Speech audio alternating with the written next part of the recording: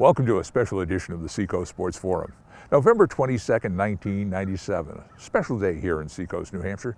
That was the day the Exeter Bluehawks won their first football championship in 32 years with a victory over the Bishop Guertin Cardinals. Now that 1997 season marked the high point in the development of a dominating and, more importantly, respected high school football program in the Granite State, the Exeter Bluehawks. And we were fortunate enough to acquire a copy of the NHIAA Championship Contest. And matter of fact, it features the play-by-play of the Seacoast Sports Forum's Sam Bruno. I had a chance to meet up with some of the key players and head coach Bill Ball right here on the original Eustis Field on Linden Street. And at halftime of today's presentation, we'll feature our interviews with those players and Coach Ball. So let's get ready to kick off the 1997 Division II Championship Contest between the Bishop Guertin Cardinals and the Exeter Bluehawks.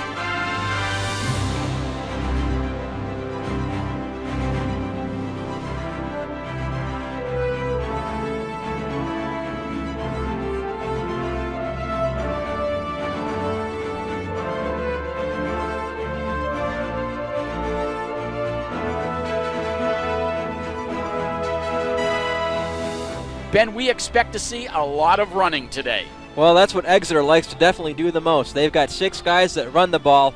Combined on the season, those 6 running backs for the Bluehawks have carried the ball over 400 times, 402 times for 2,435 yards and 28 touchdowns. They average 6 yards a carry. We'll also see John Antista running quite a bit for the Bishop Guertin Cardinals. They'd like to try to get the ball out to one of their wideouts, Matt O'Hearn, if they can, but today's field conditions may not allow for that. For the Cardinals, number 32, Matt O'Hearn, and number 14, Grant Webb, will await the kick by number 45 for Exeter, Matt Haro. And we expect the kicking game to be a big factor today. The sleet and the snow is moderate right now. It's not piling up, but we've got an enthusiastic crowd who wants this game to take place. It's number 4 Guertin against number 3 Exeter today on Media One Sports. Haro's all set to go. He's got his teammate all set. And we're happy to bring you today's Division II championship. Oh, a booming kick by Haro will go all the way into the end zone and come out to the 20-yard line. No return for Guertin. Well, Guertin will get the ball starting at the 20-yard line. You know they're pumped up for this game. There's got to be, I just want to mention this, there might be something in the back of the Bishop Guertin minds just a little bit. If they can come away with this game and win the state championship, their crosstown rivals, Nashua, also playing for the state championship today. And every Thanksgiving, Guertin and Nashua play each other. And if they both win the state championship game today, next Thanksgiving could be a real, true state title matchup. Number 10, Todd Lozo, is the quarterback for Bishop Guertin. He's started the last couple of weeks. Number 18, Antista, the tailback, gets the first call and dives over the 20, gets to the 23-yard line. Getting up off the pile, Jamie Soller, who had a tremendous game last week against Trinity, had a big second-half interception in that one, and it's going to bring up 2nd down and 7. Yeah, the interception by Soller really was probably the key play of the game, as it took what might have been a tenuous 6-0 lead and spread it out to a 2-touchdown advantage, and it really helped the Bluehawks onto that shutout victory. Power I formation for the Cardinals. Just underway, first series of the ball game. Quick pitch, Antista. Can't turn the corner. The Bluehawk defense shuts down the running back, led by Alan Miriam and Brian Burbank. The thing that's nice about Antista, not only is he an effective runner up the middle, but does a good job of getting around the corner too and getting some speed, like he did in that 37-yard run last week against Stover and what set up the winning touchdown. Todd Lozo, as we mentioned, comes into the ball game as the second-string quarterback. Shane Bognaski played for the first part of the season, but Lozo was the engineer of that win against Dover last week. 3rd down play, off tackle.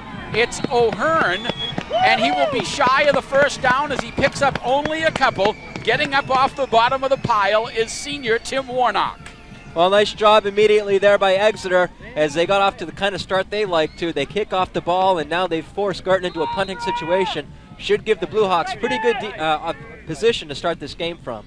Eric Boutwell gets a good snap from center and gets off a nice kick. Brian Burbank will let it drop, and it will roll inside the 30-yard line to the 26-yard line. That's a great kick under these conditions by Eric Bootwell. It's about a 49-yard punt.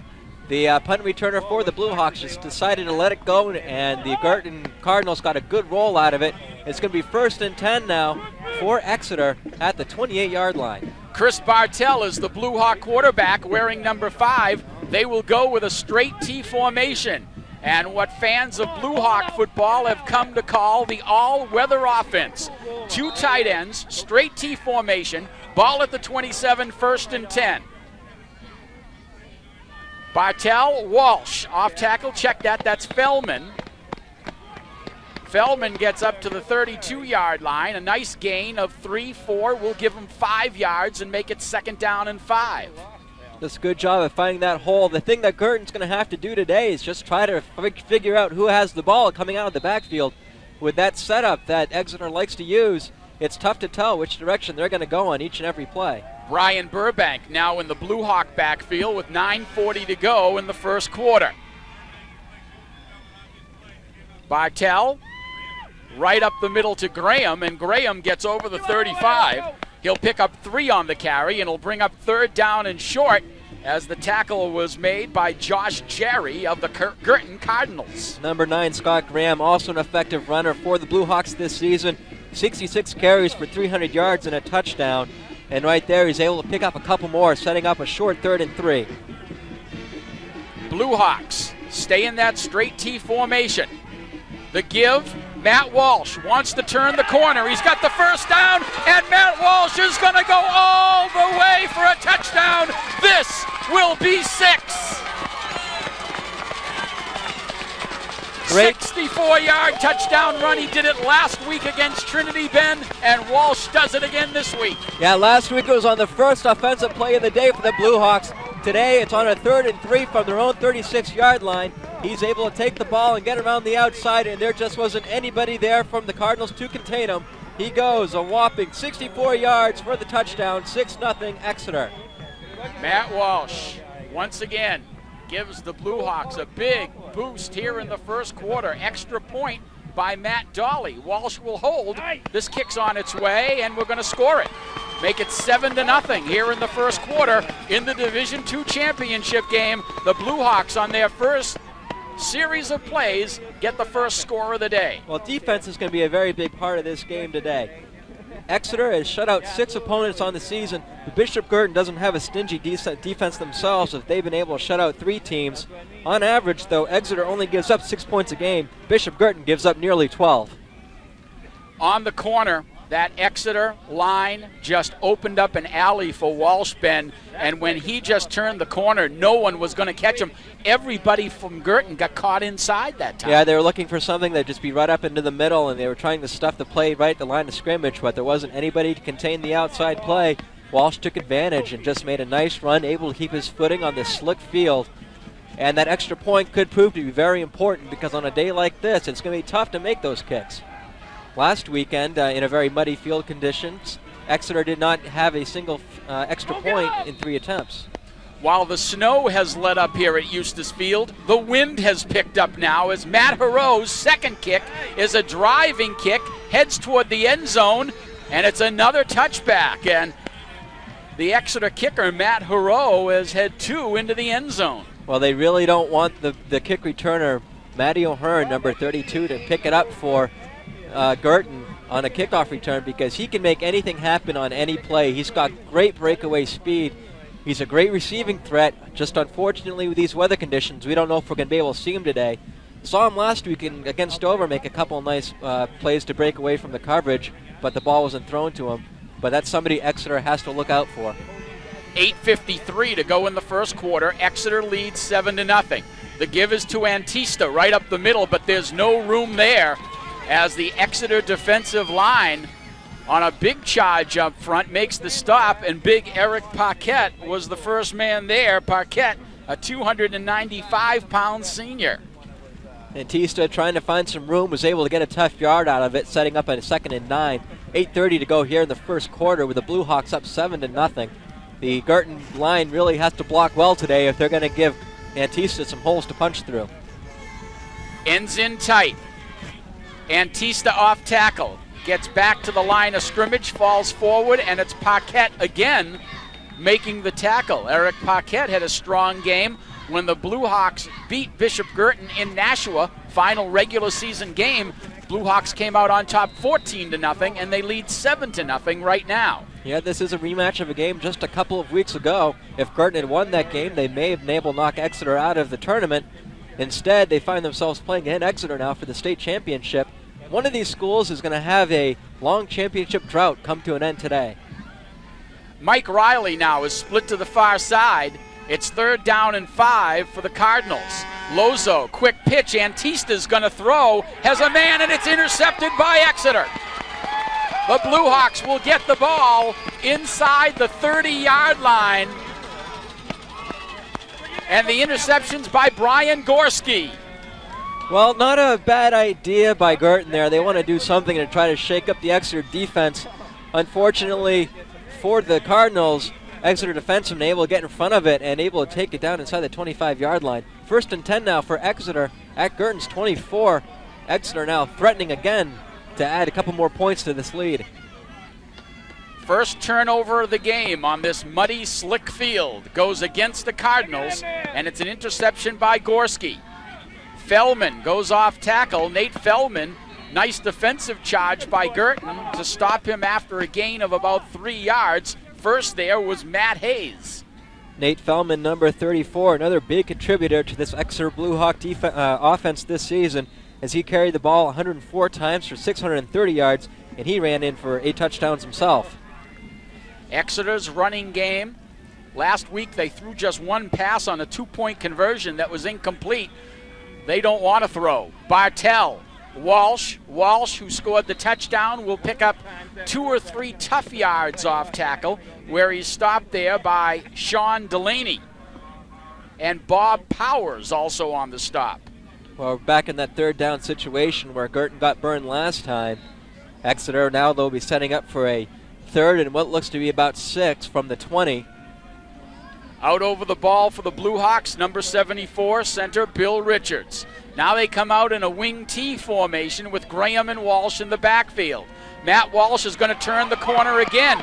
Tries to run by Seamus Brackett and Matt O'Hearn, and he'll be shy of the 1st down. Nice job that time by Brackett. Yeah, that time they were looking for it, and the Guertin was able to get a couple of their cornerbacks down to contain Walsh.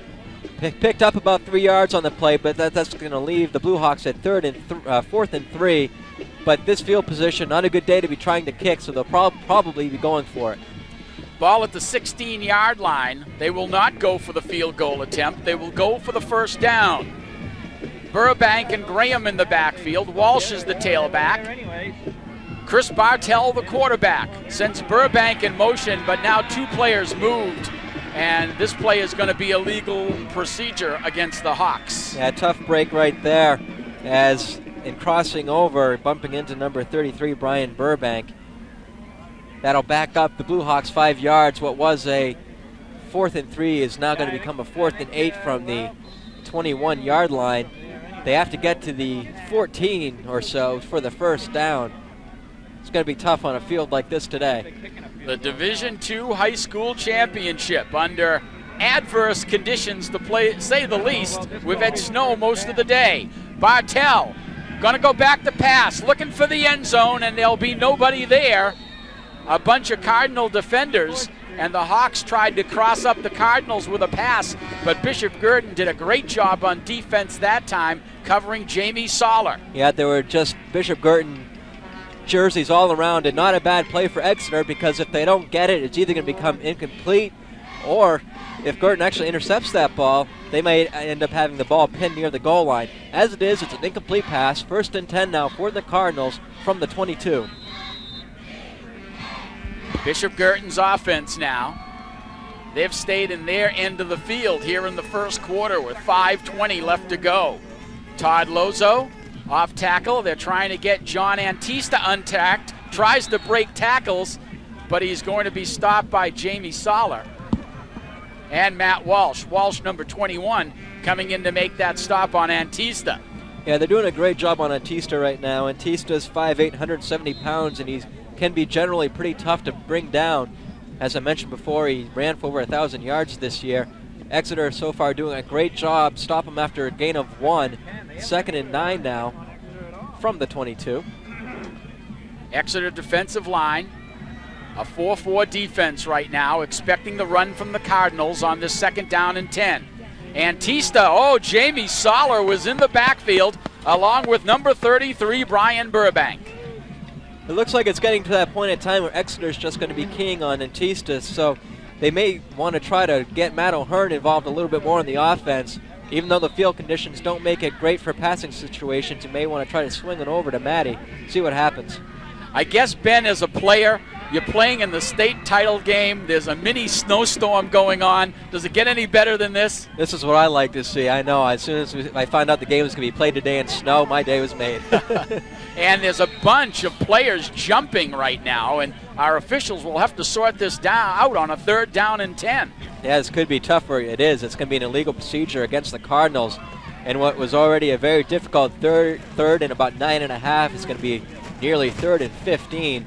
And they don't want to get locked down into this battle of field position against Exeter, because if Exeter can play a game of field position, they'll usually win.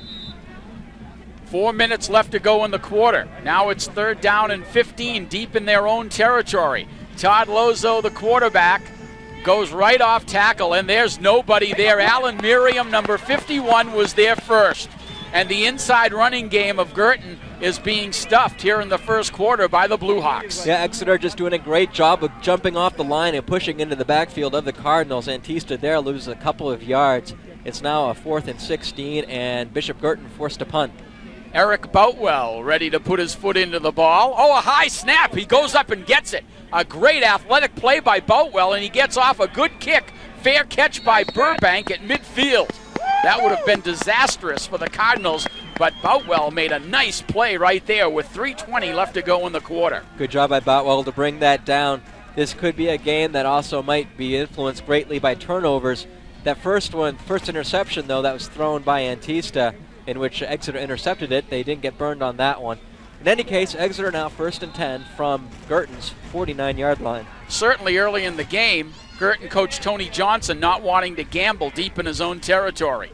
Bartell, the quarterback. Here's Walsh on the sweep, and he'll get no yardage that time as number 42, J.D. Lorimore, was in the backfield. Yeah, J.D. Lorimore, one of the key players for this Guertin team. Tight end, 6'1", 194-pound senior. Not only does he play good defense, as you just saw right there, he's a standout tight end. And for your meteorological update, we have a swirling wind right now. Sometimes it's moving across the field, sometimes north to south, east to west. So if you're going to throw the ball, it'll be a factor. 2nd down and long, right up the middle. The Blue Hawk running back, Scotty Graham, gets over the 45, down to the 43. He'll be shy of the first down by about 2.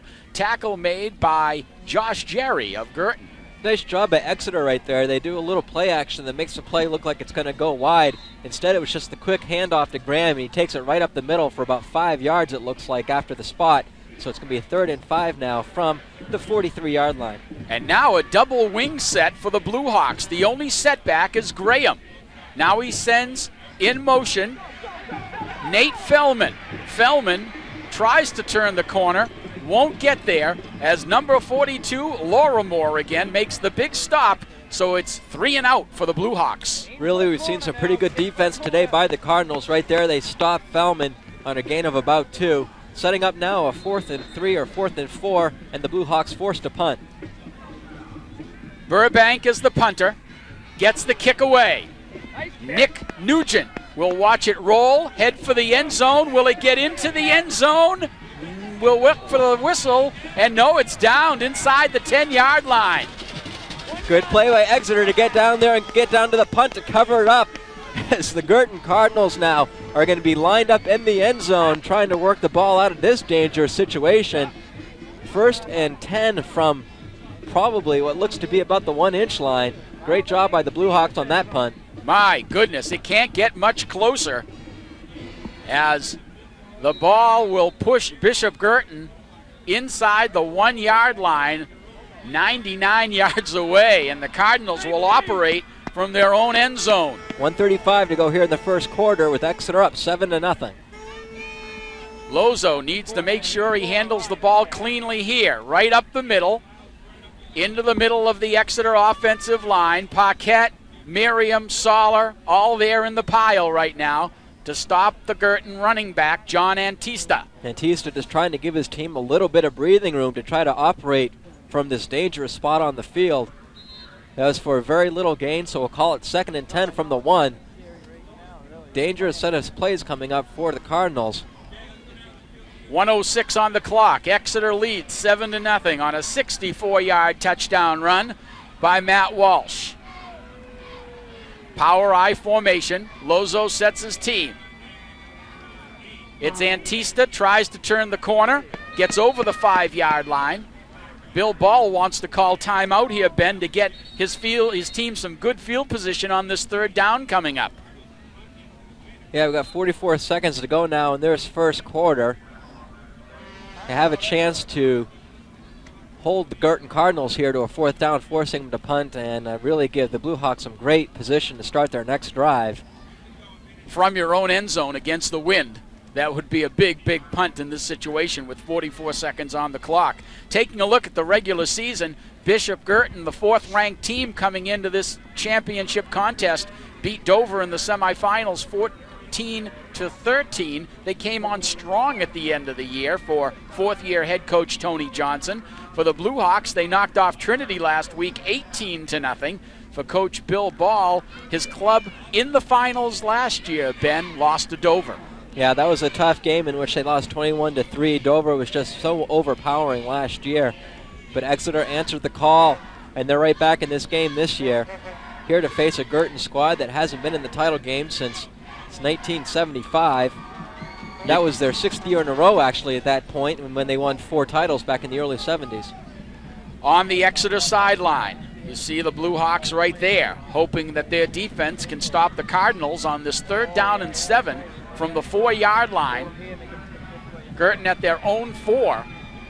There's only 44 seconds left to go in the quarter, and the Bluehawks just called a timeout, hoping to have Guertin punt against the wind.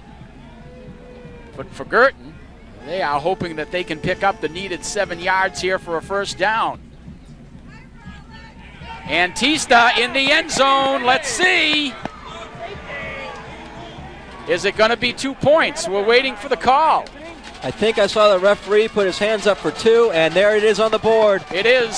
9-0 now as they tackle Antista in the end zone, get 2 more points.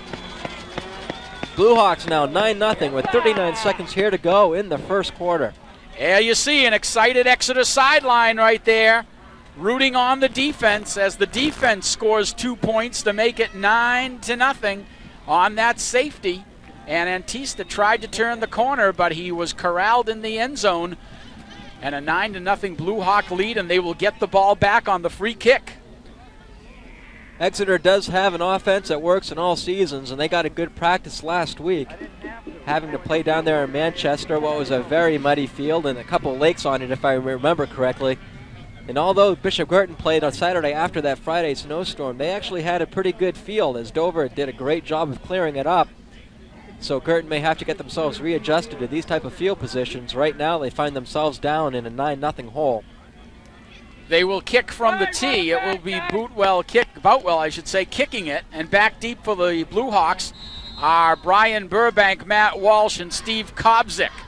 9-0, Bluehawks lead.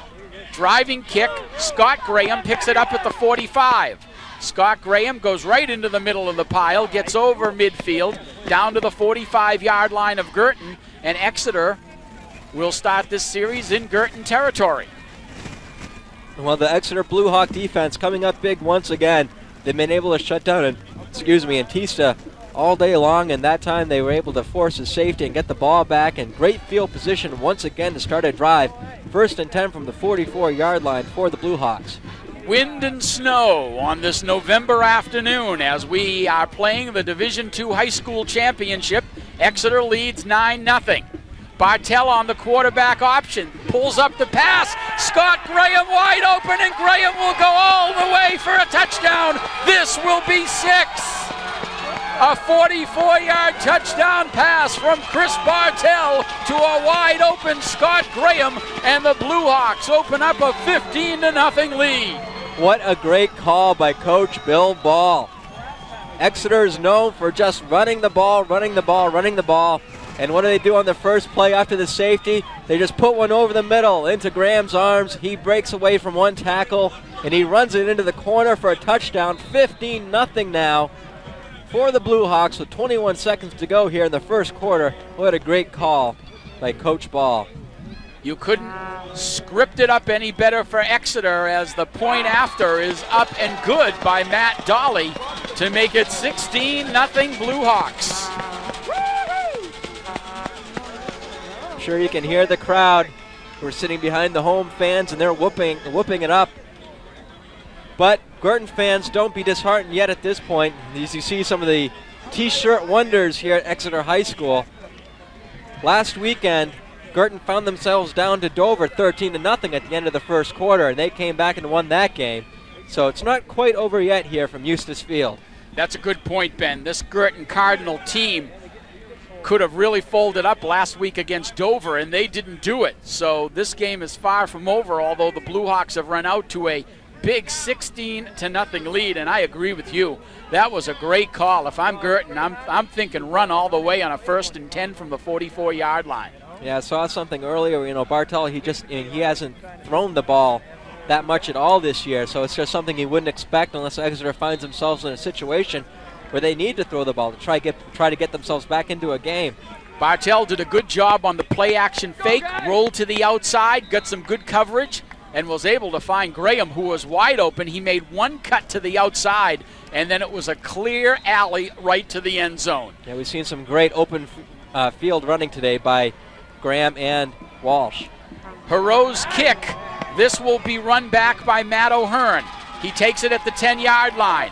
On the reverse, he gives it to Grant Webb, and Webb will be stopped at the 10-yard line. Jamie Soller is there. Brian Burbank is there.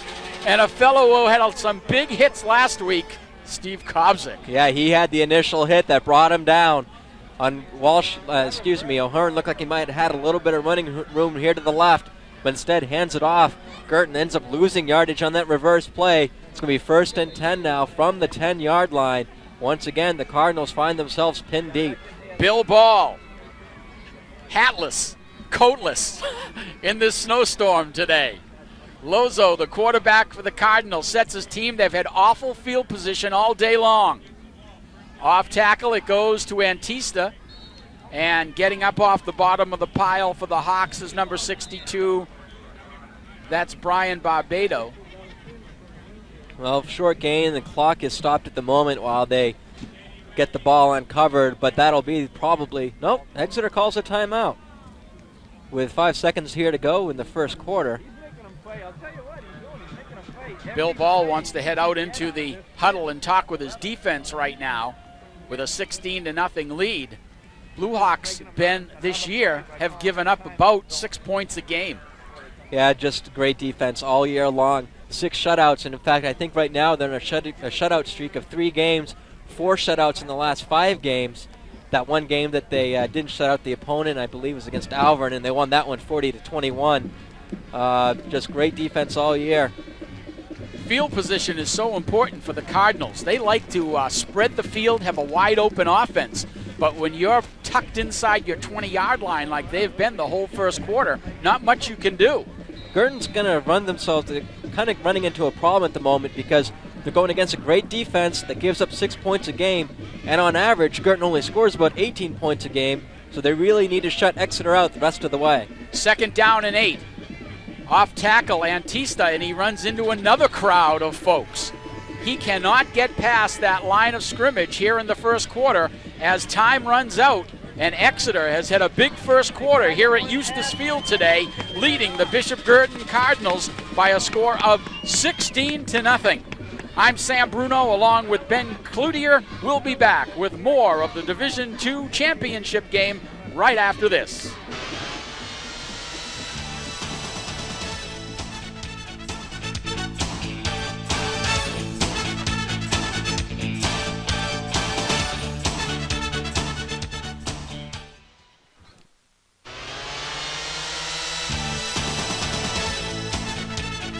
All set for the first play of the second quarter. The Bishop Guertin Cardinals in the white shirts with the ball, and their running game continues to be stymied. On a 3rd down and 7, they'll have to punt once again, Ben Cloutier. Yeah, in that first corner, they just did a great job of bottling up Antista, as Antista carried the ball 11 times, only got 14 yards, also threw 1 interception and got tackled for a safety.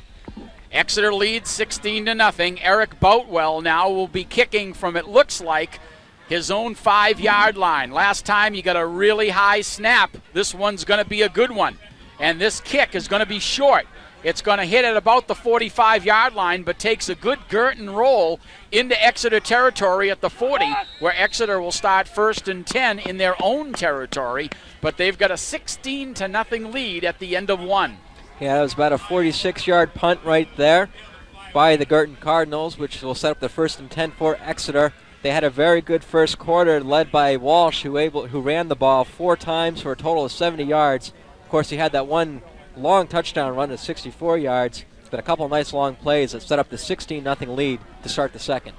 The Guertin defense needing to dig in right now, trailing 16-0. The Blue Hawk offense will grind it out. Graham right up the middle gets over the 40-yard line to the 43. That was a play that was effective last week against Trinity. The stop was made by Guertin's Jim McGinnis.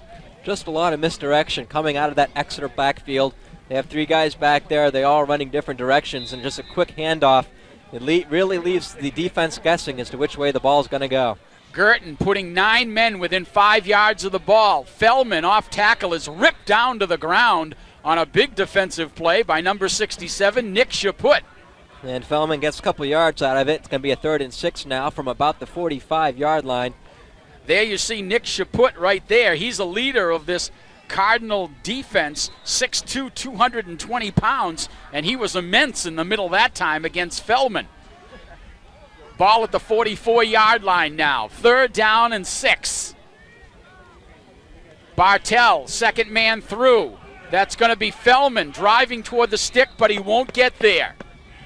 The Cardinals are able to hold as Eric Boutwell was able to bring him down and hang on to Nate Fellman. Looks like it's going to be about a 4th and 2, Sam, from about the 49-yard line. Exeter's own 49, and they will be punt. Well, they're lining up anyway in punt formation.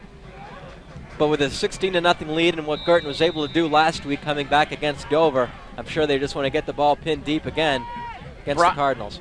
Brian Burbank's kick, a driving kick. Nugent will watch it hit, and he will run away from it as the ball will go down to about the 20-yard line, and that's where Guertin will start 1st and 10. So a little bit better field position for Bishop Guertin, but it's been that kind of half so far, as getting close to midfield has been an adventure for the Nashua Ball Club. Well, the advantage that Bishop Guertin has for them at the moment is, although they find themselves down by 16 points, they do have what win there is, and it's a pretty decent one at their back. So it may be a little bit easier for them to try to get Matt O'Hearn involved in a passing game out there at the wideout position.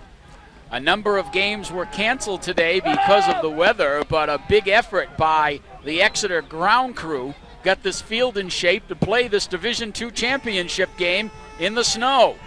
Off tackle, Antista, only a couple. That's about it. Tim Warnock gets off the bottom of the pile. Alan Miriam is there. They've been there all afternoon so far, along with Rich Collins. Well, so far today it's been pretty easy for the Exeter defense because every single time just about they've been giving the ball to Antista, so it allows 8 of the Bluehawks to just go right after that running back. Guertin needs to see what they can do to try to spread this offense out a bit. They like to try to get some more players involved, including their tight end, J.D. Larimore. Antista is the tailback in the power I formation right now.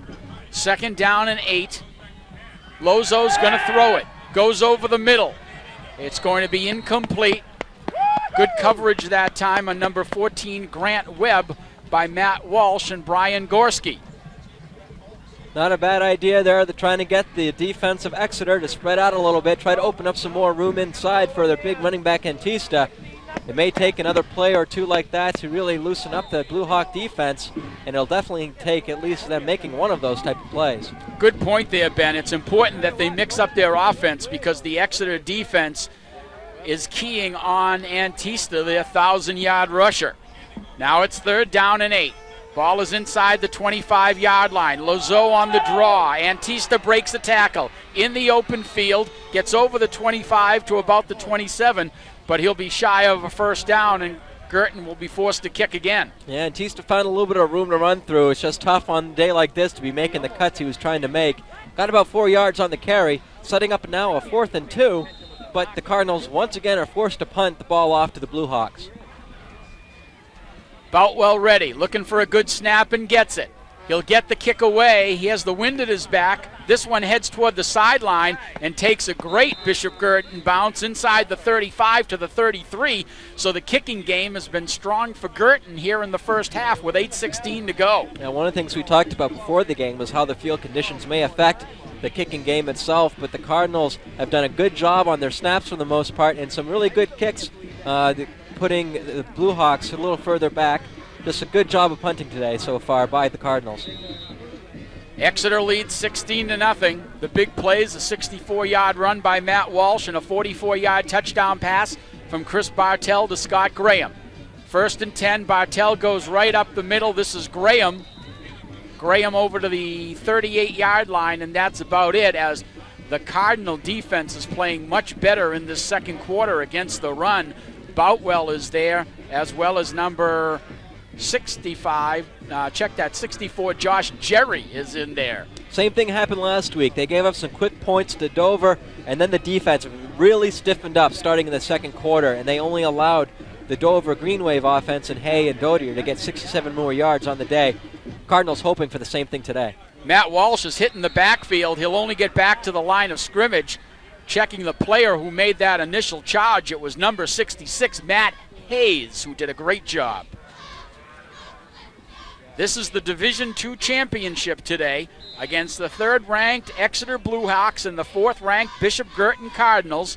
Exeter looking for their first state championship since 1965. The Cardinals won last in 1975. Bartell, off tackle it goes this time. There's some running room for Feldman. Feldman refuses to go down, and the first down will depend on the spot. It's going to be very close. Feldman doing a lot of what we saw last week and the other times we've seen him this year.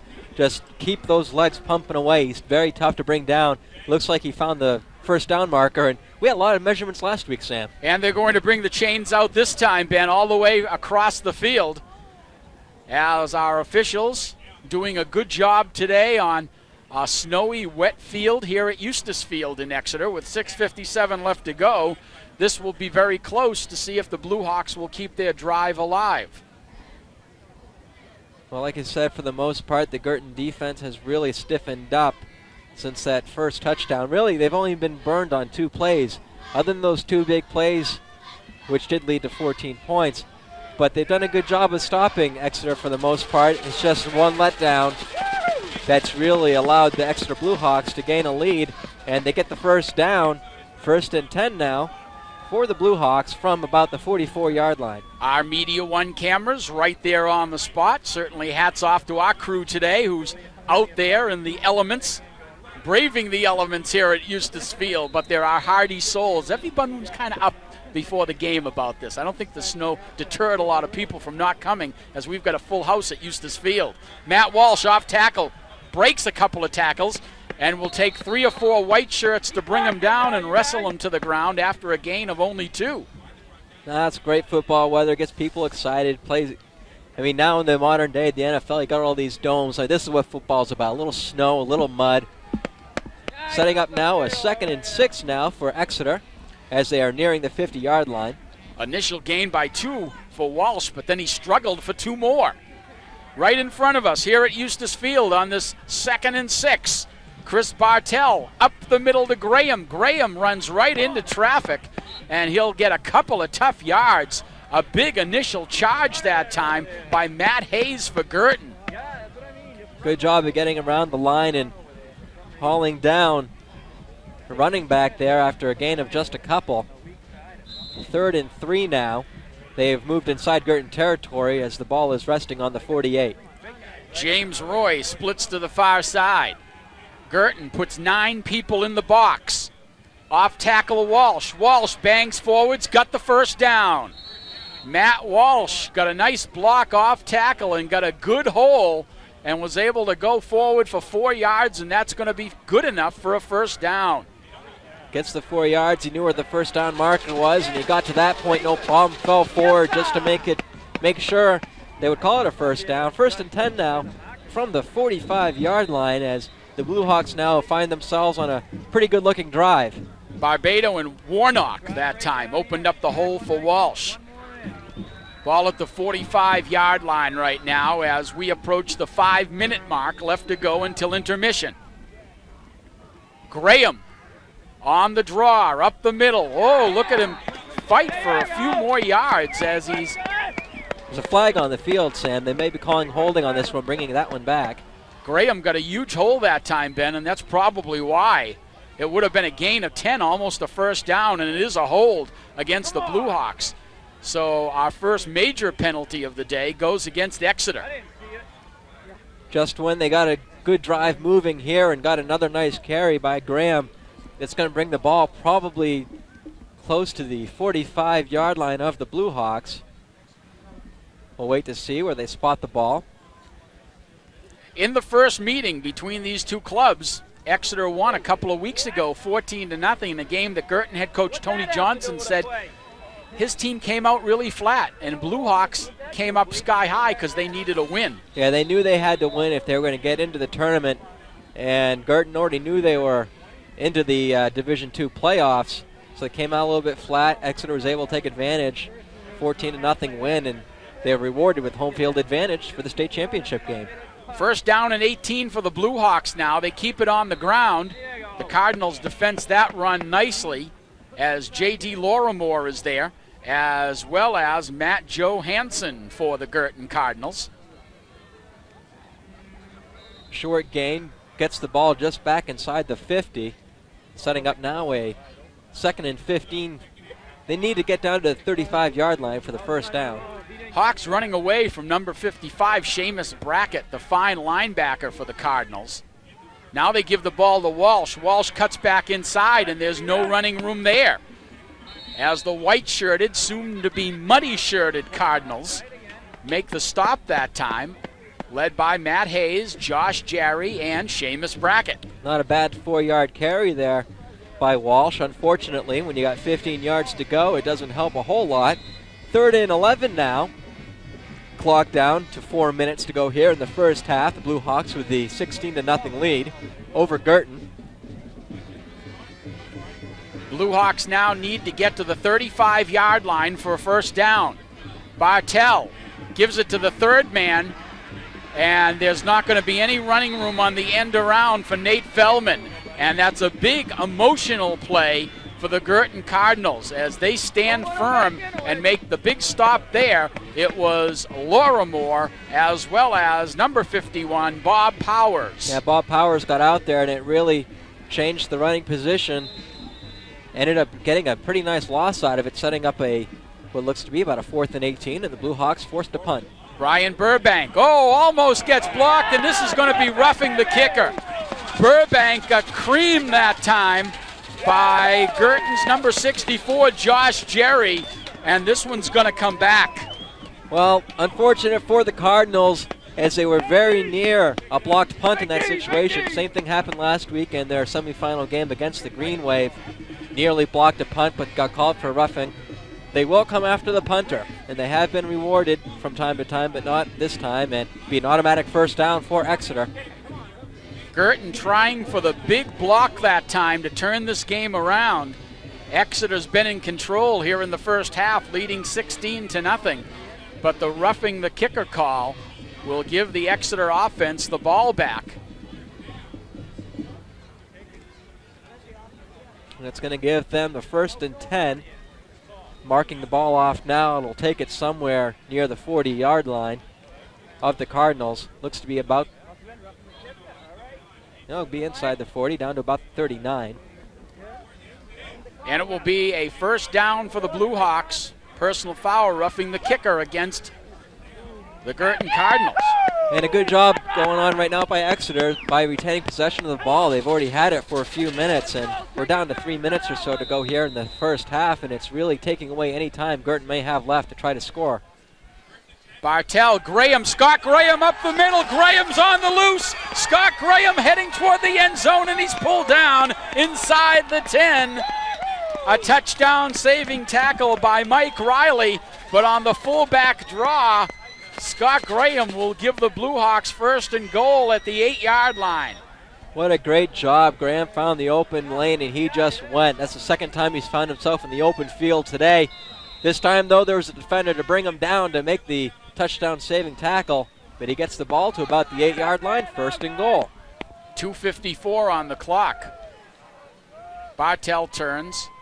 This is Fellman. Fellman gets to the 5-yard line, falls forward to it looks like about the 3, and will spot the ball inside the 5, and that was Fellman running hard. Boutwell was there. Mike Riley was there, and also for the Cardinals, Warren Gorlowski. Exeter jumps out of the huddle, runs back to the line. Fellman one more time, driving toward the end zone, looking for an official's call. The Hawks won't get it. It'll bring up a 3rd down and 1. Good drive. They've been able to just do a little power running here, the Bluehawks have, and now they got the ball down in close, setting up a 3rd and goal from about the 1.5.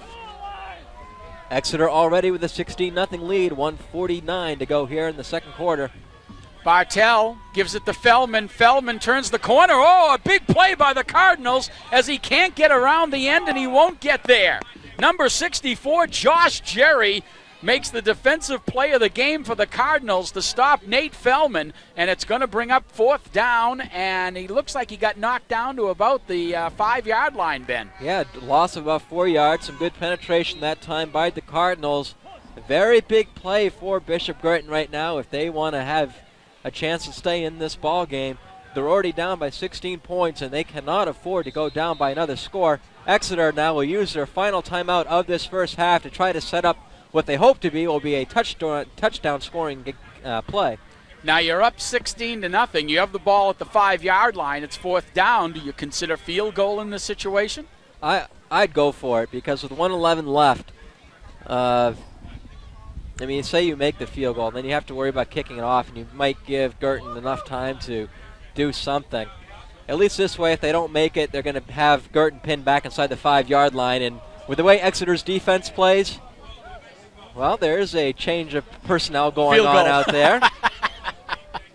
Well, I guess you say, if you don't want to take points off the board, I guess. If you can get 3 and you have a kicker like Matt Dolly, Dolly will try the field goal right now at the 13-yard line. It'll be a 23-yard attempt. Strike from the record what I just said a moment ago. I never said it. Walsh will hold, puts it down. Dolly gets the kick away, and it's no good. So you might put a star next to that play as Exeter had the ball. Goal to go at the 1-yard line. Can't punch it in on the 3rd down play and then miss the 4th down field goal. Guertin will go into the locker room trailing 16-0, but feeling pretty good about that stop. A very big set of plays right there for the Cardinals as Exeter did have that 1st and goal. They come up big down in the red zone, preventing Exeter from scoring again. The ball now gets moved out to the 20, where it'd be 1st and 10 for Bishop Guertin. 1:06 for them to try to get some points on the board before halftime. Todd Lozo, Guertin quarterback. On the fullback keeper, right up the middle. Not a lot of room right there as Alan Merriam gets up off the pile. Larimore on the carry. And now there's going to be a player down. That's Eric Paquette for Exeter, and he'll be attended to with 54 seconds on the clock. He's a big boy, Eric Paquette, 5'8", 295-pound senior, being helped off right now. Looks to be in some pain. Guertin was ready to come to the line, but they have to hold up until they can get Paquette off the field, but they want to make sure he's all right. Clock right now is stopped at 54 seconds. It'll be second and about 8 once they are able to get this play started. Exeter scored 2 touchdowns today, one on a 64-yard run by Matt Walsh and a 44-yard touchdown pass from Scott Graham from Chris Bartell. They also registered a safety, and that's where we are, 16-0. 54 seconds left to go in the half, and it's first, check that, second down and 8 for Bishop Guertin from their own 22-yard line. We've had a steady snow all during the first half. Lozo, stand-up pass. Grant Webb, he'll get a couple of yards, and that's about it. Merriam is there, as well as Kobzik for the Bluehawks. Going to set up about a 3rd and 5 to get able to get a little swing pass, but not able to find any open room. Gets taken down at about the 26-yard line, so call it a 3rd and 4. 23 seconds on the clock and rolling. Lozo sets his team.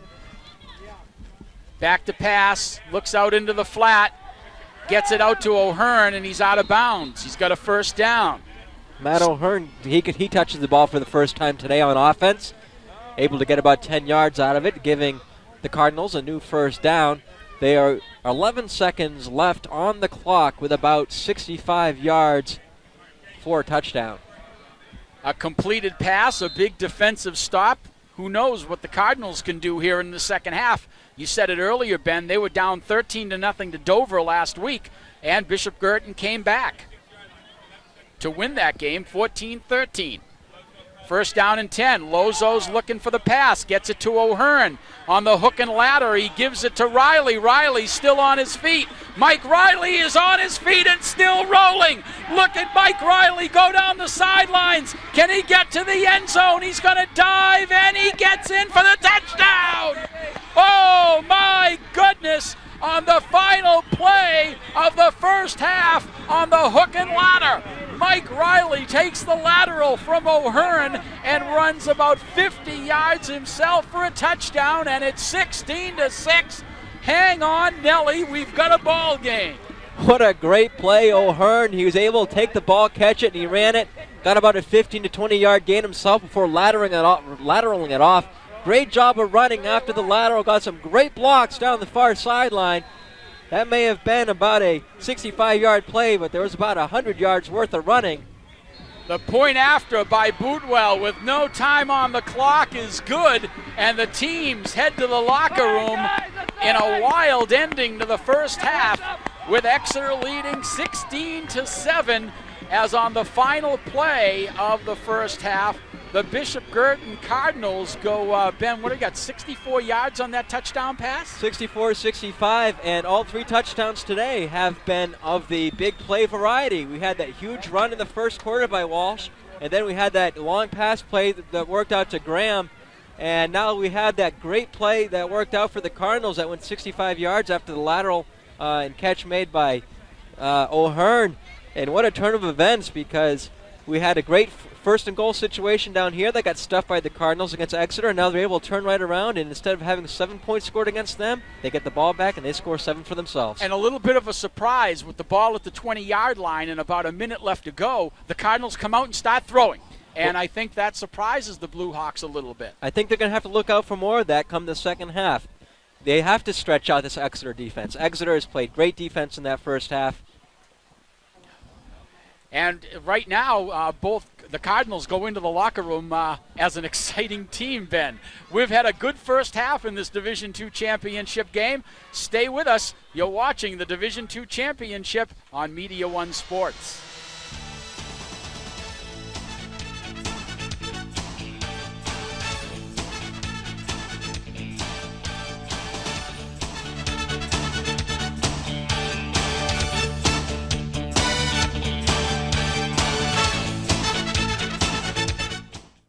In February of 2023, I had the opportunity to interview Coach Ball and some of the Bluehawks here at the original Eustis Field on Linden Street. The championship game, we've talked about it, snowy day, you had tarp on the field, we had to clear the field, and it was a muddy track. This was a multi-purpose field. It was a baseball, football field back in the day. So they put the drying agent down, whatever. Did that give you any concerns? I mean, I know you guys like to play in rough conditions, but did you, when your strategy for playing against the Cardinals, anything different that day? Yeah, no, we obviously want to, as always, establish the run. I mean, early on in the game, Chris Bartell hit Scotty Graham with a switch pass out of the backfield, where we switched the tight ends routes with the fullbacks route, 941 fullback sucker pass, I believe, and Scotty scored up the right sidelines. Great pass by Chris, and again, that just kind of gave us momentum, got us going, get them back in their heels just a little bit, and we're able to control the game. Knowing that Tony Johnson and the Cardinals were kind of hungry, as hungry as you guys were, did you have any special strategy against them? I knew you had Matt Walsh, you had Feldman, and you had Scotty in the backfield. But, I mean, you knew they were going to be keying in, especially on Matt. Did you have any kind of a strategy to counter it? I think that's kind of the beauty of the offense, is that it's a four-prone attack. So if you key on Matty, the fullback game's better with Scotty, Nate, Feldman go the other way. Chris can run the keep out. So that's kind of our approach. So we weren't worried about that, but I think the big thing we wanted to make our defense change the game. We wanted to make sure that they had the wind in their face when they were punting as much as possible. Use our timeouts, use our decisions based on that to flip the field, to make the field our field, not their field. And I can remember a couple of plays. I remember Jamie had a play down here in a run-through on the goal line where he just used his instincts, had an opening and shot the gap, made a big play. I remember Brian Burbank on the far right-hand corner. We called the corner blitz, and they ran a jet play, a toss play. We got him. Brian knocked him down at the 2. They kicked out of there. So it was a compilation of a lot of big plays by the guys, both offensively and defensively. As captain, keeping that Bishop Guertin Cardinal attack contained, what was your plan? And give us a sum up of that first half in particular. I mean, I'd say, I was thinking about, my play in that game was like I was just doing what I was asked to do and doing it over and over and over again and just trying to do my job every single time. And to kind of talk about what Coach just mentioned, that run through, and if you know anything about our defense, we don't blitz, right? We have one blitz and we don't call it. And so I actually asked Coach Swizz permission if I could. I said if the guard pulls across, I think I can make it. And I asked him permission to do that. He said okay. And he said just don't hesitate. And I said okay. And so it was like in that game, like guard came out at me and I hit him every single time. And so every single just do your job every single play. Who opened the holes on the offensive line for Scott for the play, the pass play that was probably about where we're standing here, from Chris to you? Sure. You just saw open field. I woke up in the end zone. yeah.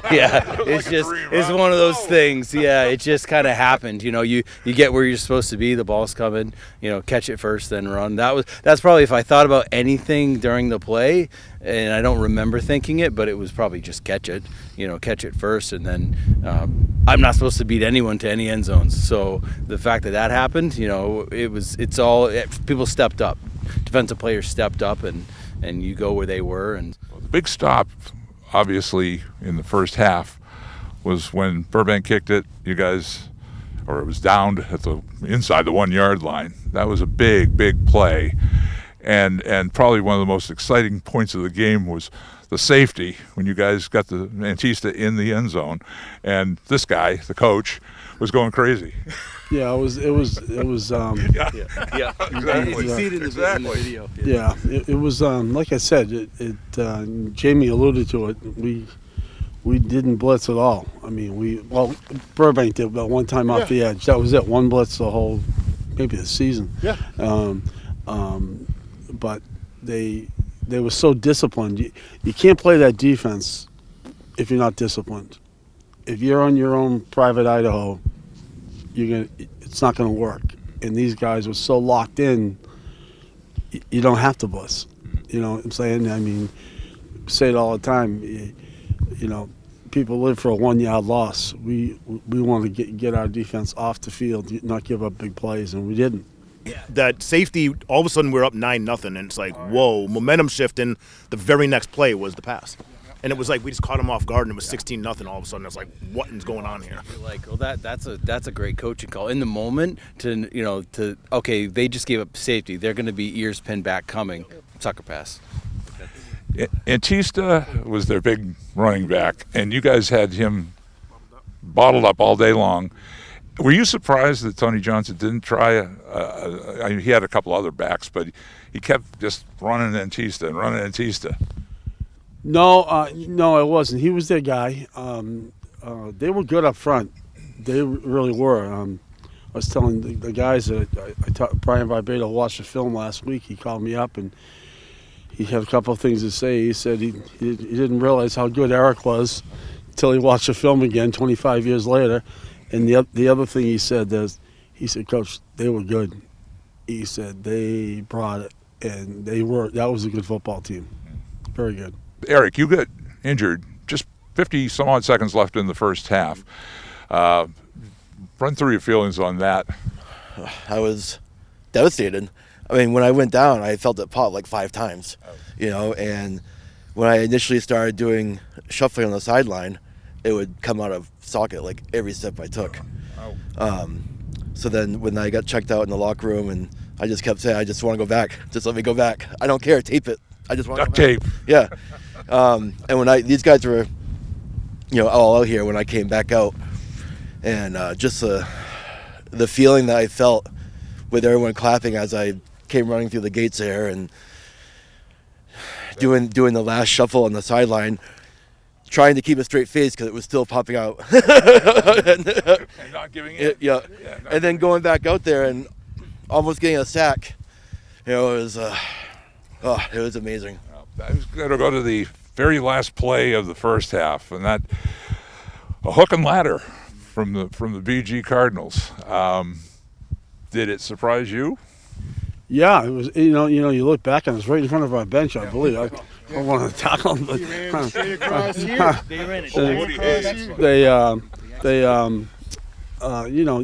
you get plays like that, and 25 years later, pretty good execution. That's something they practiced, and give them credit. They, our defense was all in the right spots. They executed the perfect play. Well, then going into the half, okay, into the locker room, and get ready. I'm going to ask you this question in a minute too about it. How do you keep these guys focused now? The momentum shifted right then and there, and it's a 16-7 game. Now you're shaking his head no, but you know that the potential is there. They're fired up. You guys could fall back. How would you do? What'd you say at halftime? I think we gathered right defensively. Talked about it. No big plays, but the biggest thing is that gives you confidence is that 2 points. That's safety. That's a 2-score game, and I knew defensively we were good. They hit that play on us. Terrific. That's great, but they're not going to take the ball, and run off tackle, and run speed option to the perimeter. We're going to stop that. So pretty confident going in. Pretty confident. Jamie, from the captain's viewpoint, when the coach came in the locker room, what were you thinking? Well, I remember coming in pretty pissed off. I remember that fired us up. We were playing pretty well at that point, and I think we were pretty confident. But I think that kind of just flipped the switch, and we became pissed off. Like, come on, guys, we're better than this. Come on, let's go. And then it was just a switch hit, and it was like game on. Yeah. It's personal. Yeah, somebody flips a trick play on you and scores. Yeah. You use timeouts sparingly in games, and a couple of that are used during that game. A couple of you were really out there, probably in this guy's face in the defense, telling him, "Hey, we got to stand." Mm-hmm. What do you say when you get out there? I mean, is it specific or what? More of a heads up. A lot of times, depending down the distance, right? 3rd and long, you're thinking screen draw, stuff like that, tendencies.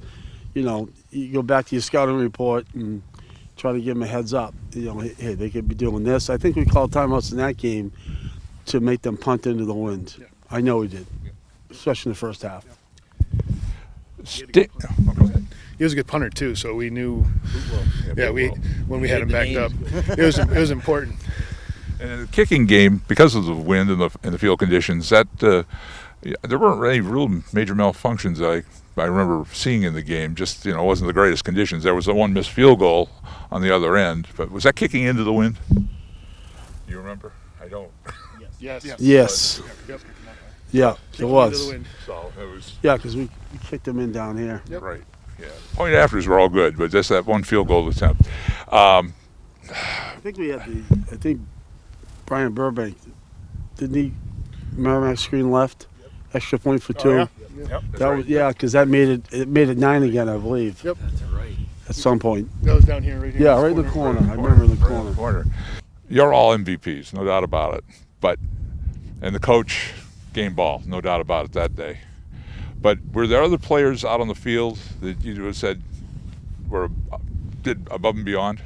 It was instilled in us to work as a team, one heartbeat the whole way, both offense and defense. And if it wasn't for, this guy, then that guy wouldn't have been able to do his job, So it was all one team effort. We're all the MVP. Well said. 3 guys, 48 minutes a lifetime, right, Coach? That's it. I mean, that's anything else. yeah. I mean, that was pretty clear. 53 guys, 48 minutes a lifetime. I mean, yeah. It should be. That's a team, and that's part of the reason why this man over the years has built a program. I keep calling it a program, and it is. It's a program. This was the first year with a championship, but there were many more to come. And I want to go just to the Cardinals. We played them the following season in the championship game and beat them. Did you and Tony Johnson ever have any interaction after the first game or any beyond? Yeah, I mean, we had a good relationship, competitive, very much. And we didn't see eye to eye on some things, but his teams are always well prepared and stout and strong. And I mean, we had a rivalry going there for 8 years or so. That was, I think we played in 6 championship games against each other during that span, and it was great. You've learned a lot from playing football for the Bluehawks, from basically the coach right here, how it should be done, how you handle yourself, and the coaches, other coaches on the team, obviously, too. But what I guess I'm going to ask you is, how has that affected you as a citizen, as a person, and more importantly, as a parent? Chris, we'll start with you. Man, I mean, it's one of those things that I don't think you ever appreciate when you're young. You're going through it, and it's just like, God, Coach, come on, cut me some slack, that kind of stuff. But when you look back on it, like, I'm going to go a little off of the question, and I'll come right back to it, I promise. But it's like the do your job I keep hearing around here today. He's making these decisions about, punting against the wind and timeouts for the quarter. It's like he was Belichick before Belichick was Belichick. I mean, let's face it. But no, but all the character stuff was like what I love about living here, I mean, I still choose to live here in Exeter too, is that now I have 3 kids in the high school, another one coming up, and 2 more. I got 3 more coming up. So I got 6 kids.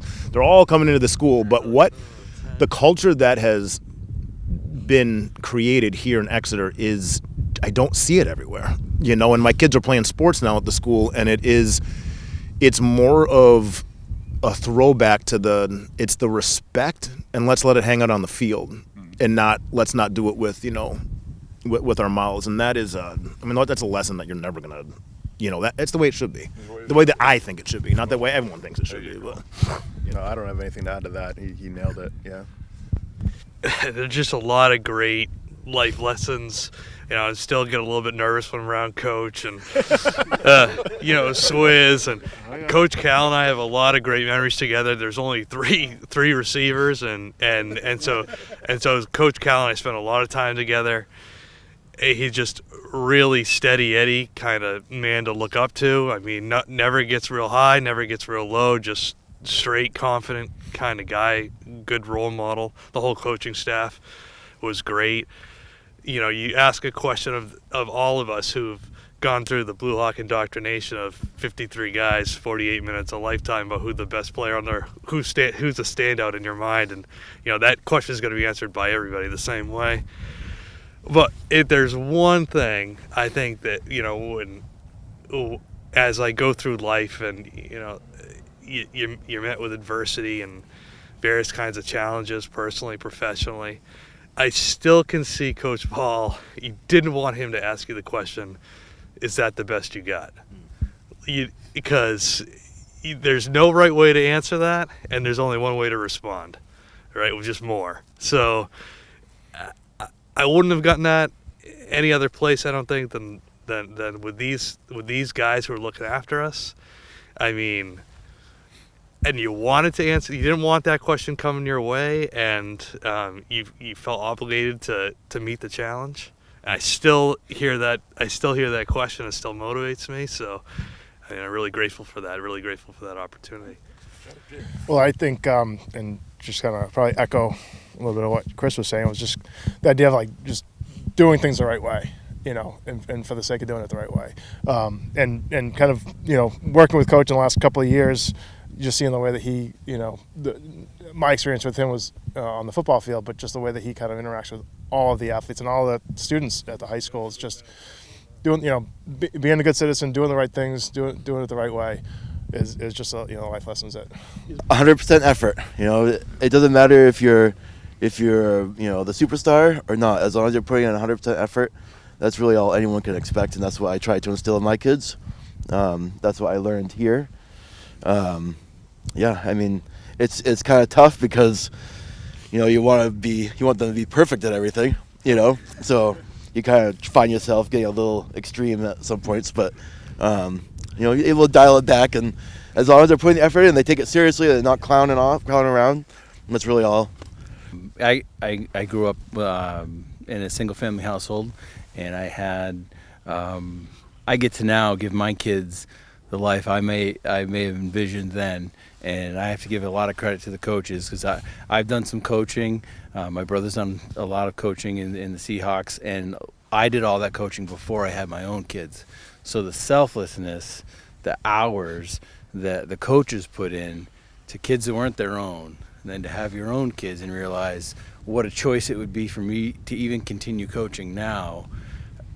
I can't even put into words the groundwork that the coaches and the culture set for me, to where I'm so proud to raise my kids in Exeter and to have the opportunity for them to have something that I always wanted.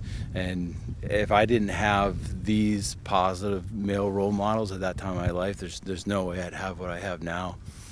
For me, there's a few terms, not just to rubber stamp everything everybody else had already said, but effort, accountability, respect, and integrity, hands down, was the culture. And that extra that they gave, I think, bled through into us.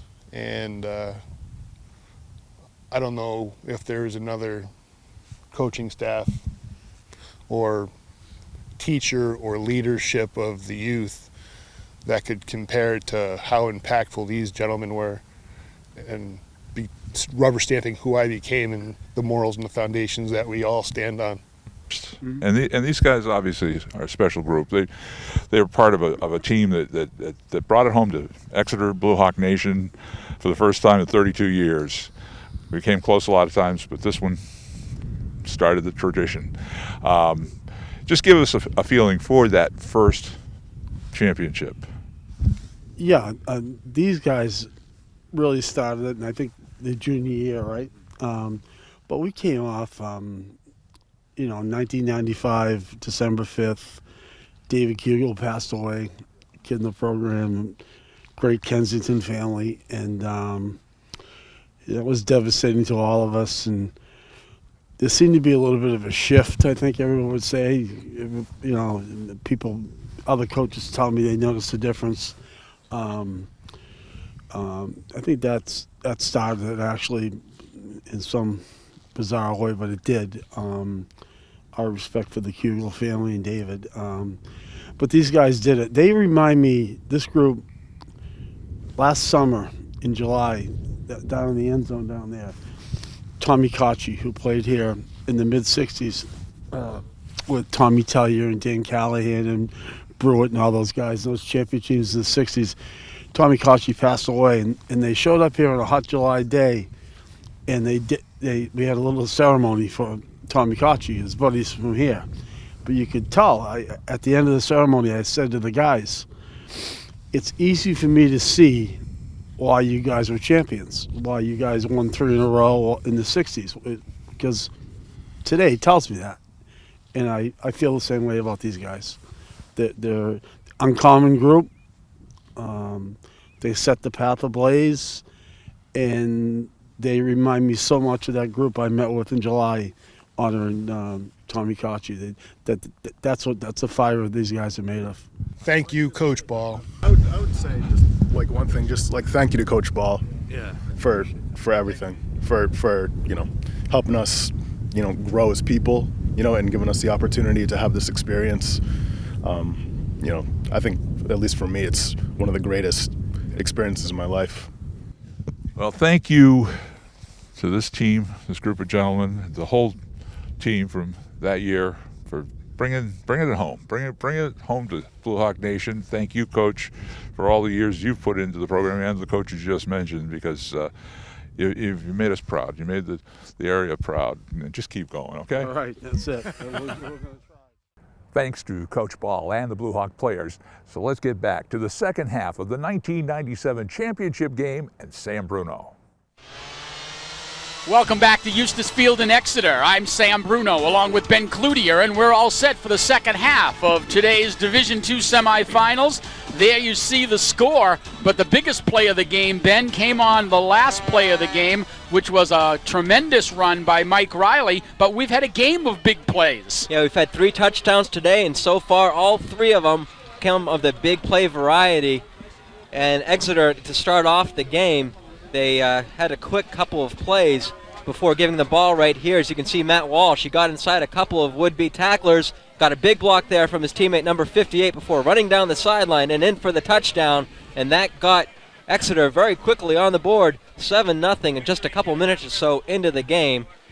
And now with the last play coming up of the ball game with 11 seconds left to go, watch this one. Put this on your highlight reel at home as Lazo passes the ball to O'Hearn, and O'Hearn on the hook and ladder gives it to Mike Riley. And look at some of these crack back blocks coming up here by Guertin to knock down Exeter tacklers, and Riley goes 50 yards himself for the touchdown. 16-7. We're all set for the second half. Matt Harrow will kick off for the Blue Hawks. It comes down to O'Hearn, 20-25. Matt O'Hearn gets up over the 30-yard line, and we'll get to the 32, and that's where Guertin will start.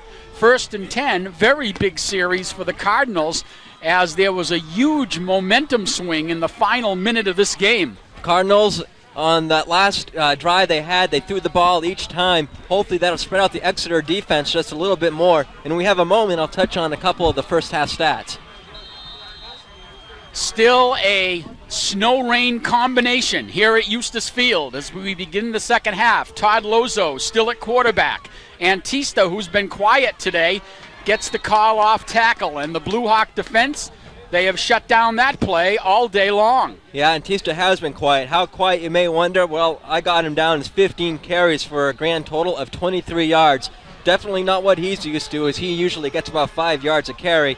Matt O'Hearn got 2 catches for the Cardinals, and those are the last 2 plays of the first half. He got 30 yards on those 2 catches before lateraling that last one off for a 50-yard rumble by Mike Riley for the touchdown.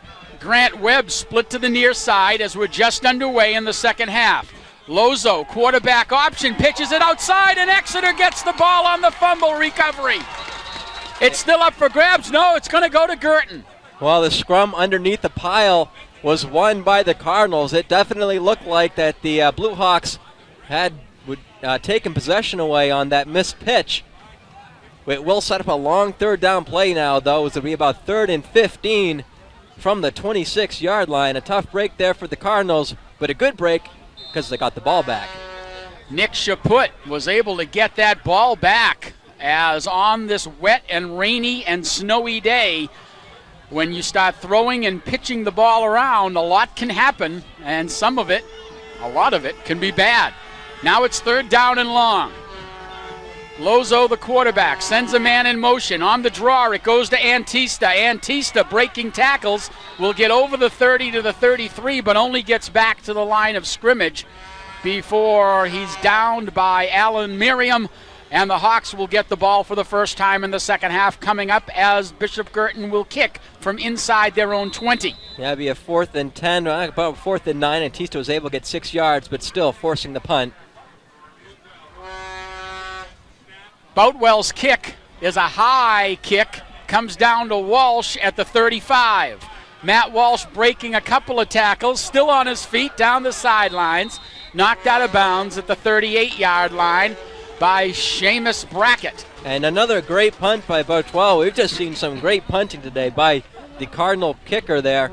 Once again, putting Exeter back into their territory, about around the 35-yard line, which has been, if you're a Cardinals fan, it's a better place for Exeter to be starting than where they have been most of the game. 16-7 our score. Bluehawks have led all the way in this one. We are early in the 3rd quarter. Bartell goes off tackle to Walsh. Walsh, following his blockers nicely, gets up over the 45 to the 46-yard line. Leading the way that time for the Bluehawks was Nick Graham. And Matt Walsh in that first half had 8 carries for 82 yards. One of them was a long touchdown run that started off the game of about 55 yards or so. The Bluehawk all-weather offense would love to go 60 yards in 10 or 12 plays here, but they are chunking up some yards now off tackle with Matt Walsh. Walsh has got a first down into Cardinal territory at the 46-yard line, tackled there by number 33, Warren Gerlowski. Another nice run by Walsh. He's found a couple holes on these last couple of plays, some nice blocking, creating the opportunities for Walsh to get through. 1st and 10 now for Exeter at the 46 of the Cardinals. Bluehawks looking for their first title in 32 years. Off tackle Feldman. Feldman tries to break to the outside, but a sure-handed tackle by number 59, Jim McGinnis, brings him down. After a gain of 4, it'll bring up a 2nd down and 6. In the first half, Nate Feldman, he carried the ball also for 8 times. Not quite the success that Walsh had, got 25 yards, but he's a key part to this offense. Exeter now with a 2nd and about 6 from the 42. Straight T backfield with Walsh, Graham, and Feldman. Bartell, 3rd man through is Walsh. Walsh driving, keeps those legs going, gets close to the first down marker. He'll be shy by about a yard. Exeter coming out with some pretty good intensity to start the second half on offense as they are plowing the Cardinal line back and getting some good chunks of yardage. In that first half, Exeter only got 4 first downs, and they all came on that last drive in which they were stopped after a 1st and goal. And Guertin only made 1 first down in that first half. 3rd down and 3, ball at the 37. It goes to the first man through, and it's going to be good enough for a first down. Scotty Graham. Graham had a pretty good first half. He caught a 45-yard touchdown pass. That made it 16-0. And now it's going to be a 1st and 10 for the Bluehawks inside the 40, inside the 35. The Cardinal defense got a great boost from their offense to end the first half, but right now the Cardinal defense needs to stop an Exeter running game, which is chunking up some yards. Bartell, quarterback keeper, hitting the backfield hard and thrown down on a nice defensive play by Matt O'Hearn. Seamus Brackett and also Gerlowski there for the Cardinals. No gain on the play. We saw Chris Bartell earlier throw a 45-yard touchdown pass to Graham, but on the season he's run the ball 23 times for a total of 220 yards and 4 touchdowns himself rushing as a quarterback. There you see some of the fans here at Eustis Field on this snowy Saturday afternoon. Bartell, Walsh picking his way into the linebacker core of the Cardinals. Tippy-toed through, picks up a couple, and that's about it. We'll see where the ball is there. Seamus Brackett now making his presence felt in the Cardinal defensive scheme of things. He's a good one. Seamus Brackett, number 55, a 6 foot, 190-pound junior. 3rd down and 6. Ball at the 30-yard line. In motion, Fellman, Graham. Graham scampers for the first down.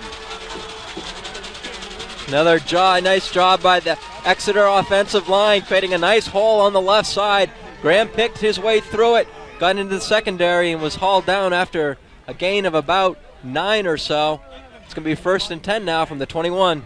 We saw the running of Graham late in the game, a big factor against Trinity last week. Walsh in the middle of the field. Walsh driving forward, gets a plus yardage, 2, 3, maybe 4 yards. Time-consuming drive being put on here by Exeter. We are down now under 6 minutes to go in this 3rd quarter. The Bluehawks find themselves with a 9-point lead. Would like to add on to it because if they can, it'll really put some pressure on that Cardinal offense. Ball at the 19-yard line. 2nd down and 7. Now a wing T formation for the Bluehawks. Graham up the middle, and the Cardinal defense stops him for a gain of only a yard. The first hit was by Warren Gerlowski. Scott Graham is getting a lot of action in this beginning of the second half. That's his 3rd or 4th carry. 3rd carry so far now in the 3rd quarter. Able to get a couple yards out of it. Going to be a 3rd and 6 now from the 18. 5 minutes left to go in the 3rd period. The Bluehawks on a ball control drive right now. Walsh turns the corner, gets a yard, falls forward for another yard. Gerlowski is there again. Also for the Cardinals, Bob Powers. And we'll see where they put the ball down. Looks just inside the 15-yard line. We'll put it at the 15. And it's going to be 4th and 5. Bluehawks will go for it here and try to keep the drive alive. An important early play here in the second half.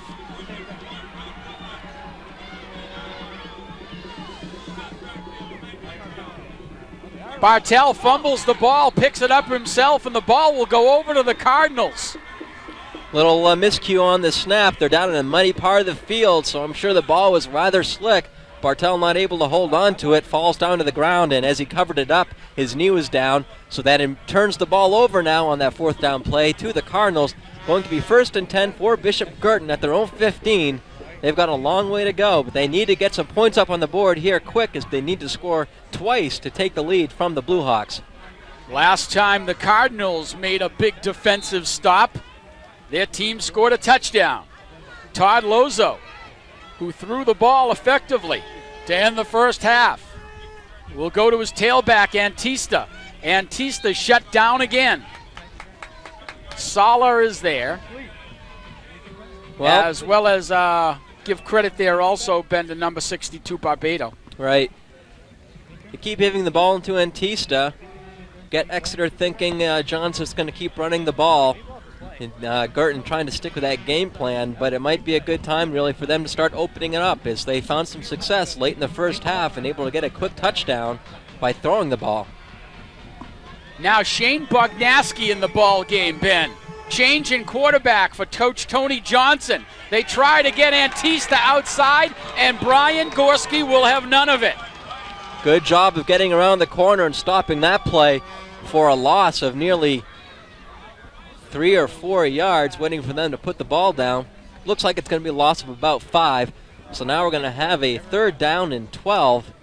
Some strategy here, Ben, now as Coach Johnson for the Cardinals has decided to go with Shane Bognaski, his original starting quarterback, wearing number 7. Grant Webb splits to the near side. O'Hearn splits to the far side. Bognaski is their long ball thrower. 3rd down and 12 on the option. Antista in the open field. John Antista will not get to the first down. He'll only get back to the line of scrimmage. Alan Merriam and Brian Burbank bring him down, and the Cardinals will kick the ball away. Well, when they got that ball pitched out to Antista, it looked like he had a nice, pretty big hole to run through on the right side, but Exeter quickly closed in on it. Antista only able to gain about 4 yards. 4th and 8 now, Cardinals punting. Boutwell, high snap, goes up and gets it, and gets off a good high kick. It'll hit at the 30 and take a Guertin bounce, and Guertin has to check that an Exeter bounce. Guertin has to cover it. They're saying it hit an Exeter player. Hang on here. Guertin was claiming that it hit an Exeter player, but it's going to go to the Bluehawks. Yeah, the Exeter player's not agreeing with the call, but it took kind of a crazy bounce. Guertin covers it up. Going to be 1st and 10 now for Exeter at about the 43-yard line of the Cardinals. Good field position for Exeter to start this, their second drive of the second half. A rain and snow mix continues here at Eustace Field in Exeter. 16-7 our score. The Bluehawks have led all the way, and now Exeter will try to start another drive. Their last possession stalled inside the 20. 1st down and 10. Bartell, the quarterback. Graham right up the middle. Scott Graham, look out. Graham's going to get to the corner. Scott Graham is going to go in for a touchdown. Scott Graham, 43 yards, and the Bluehawks lead 22-7. Once again, Exeter doing a great job of just blasting out a hole in the middle of the Guertin line. Graham gets through the hole, and he's able to get past the secondary, eludes one tackle near the end, and he's able to take it into the end zone. The lead now back up to 15 points. Exeter waiting for the extra point. Matt Walsh will hold. Matt Dolly will kick. It's a fake. Walsh gets the ball over to Burbank. Burbank's going to run in for 2.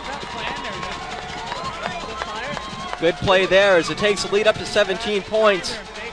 24-7 now Exeter with 2:16 to go here in the third quarter as you watch the Exeter players returning and celebrating back to the sideline.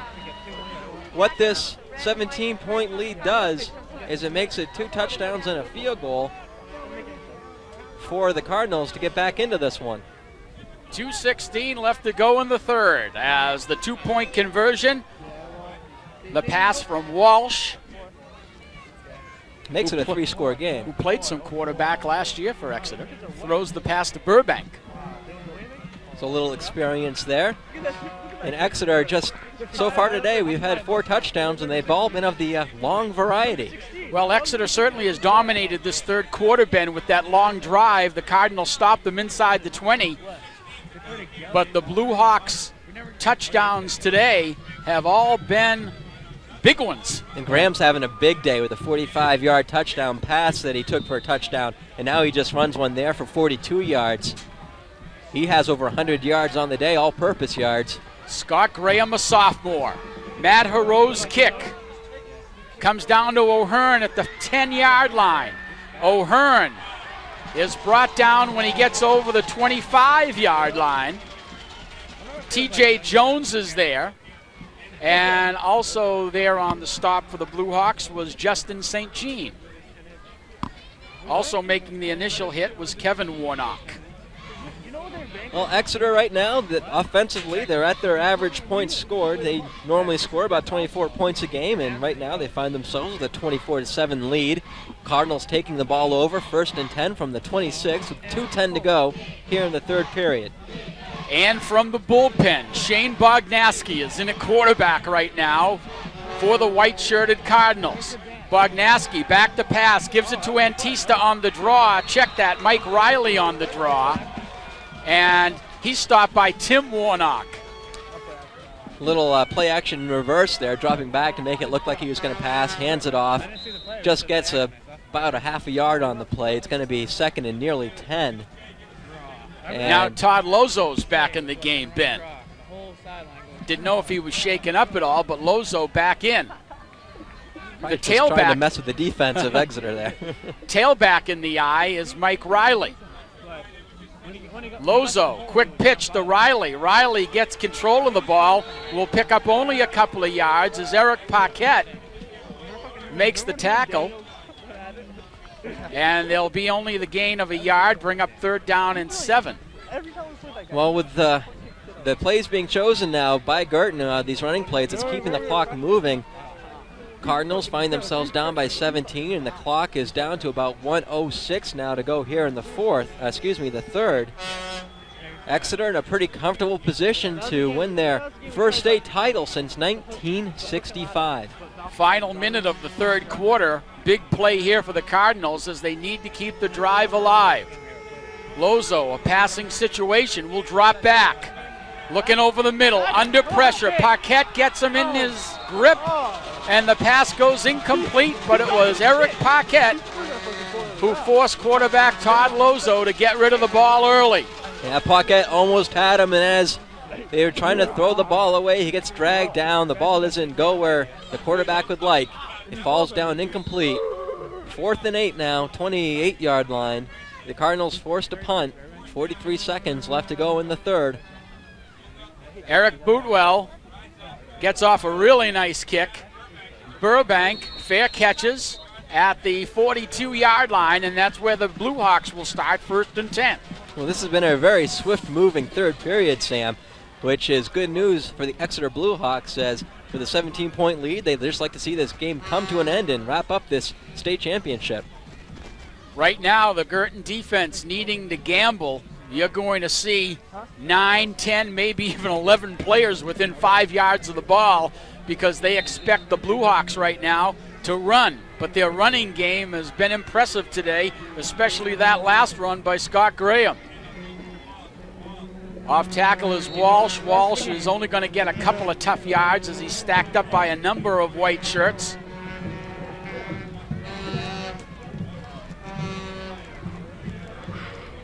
Got a tough yard on the play, setting up now a 2nd and 9. Looks like Exeter will probably be content to let this clock run out or nearly run out. They'll run one more play as we're down to 7 seconds to go here in the third. 2nd down and 9. A play right up the middle. And it's Graham. He's got a first down as the third period comes to a close. The Bluehawks are in command after 3 of this Division II championship game here at Eustis Field. At the end of 3 quarters, it's Exeter 24, the Bishop Guertin Cardinals 7. We'll take a break. You're watching the Division II championship on Media One Sports.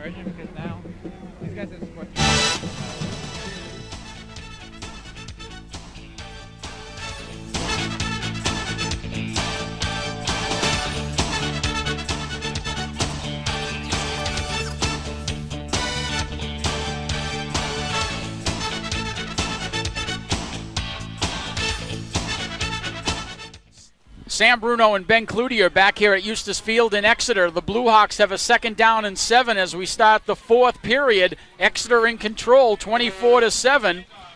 Off tackle is Scott Graham, just wanting to keep control of the ball right now on this 2nd down play. The Cardinal defense desperately needing to get the ball back now, as with a 17-point lead, Bishop Guertin needs at least 3 scores.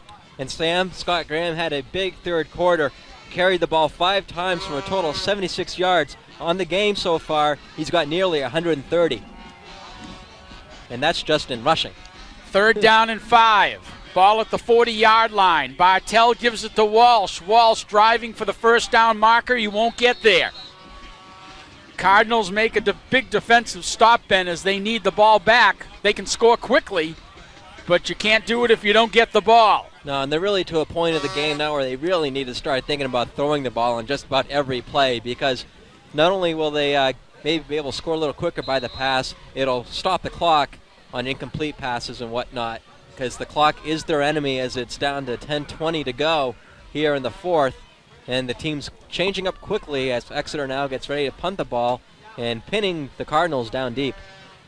Brian Burbank kicks the ball toward the end zone. Nugent takes it inside the 10. Nugent will only get back to the 5-yard line. Well, tough play there for the Cardinals. Might have been wise to let it drip into the end zone, but you're looking for a big play now when you're down by 17 points, so hoping he might be able to bust one down the sideline to get his team on the scoreboard quickly here. Doesn't work. It's going to be a 1st and 10 now from about the 6. Jake Rowe made that big tackle for the Bluehawks right now. Let's see what the Cardinals have up their sleeve. They have an offense that has a lot of trick plays, as we saw at the end of the second quarter. But right now, the Hawks come out and score a big third quarter touchdown to take a 17-point lead. First down and 10 for Lozo at quarterback. Off tackle, trying to get to the outside is Antista, and he gets a couple of yards, and that's about it. Yeah, right now you're just going to have Exeter. They're just going to keep playing up close to the line of scrimmage because that's what they've been seeing most of the day. Again, they stop Antista, who's had a very rough afternoon on this Saturday. It's going to be now a 2nd and 8. The ball at about the 7. Two fine running backs we highlighted earlier were Walsh and Antista. The wild card in this game has been Scott Graham for the Exeter Bluehawks. 2nd down and 8. Lozo. Half-back pass. He's going for it all. He's got a man out there, and it's going to be intercepted by Brian Gorski.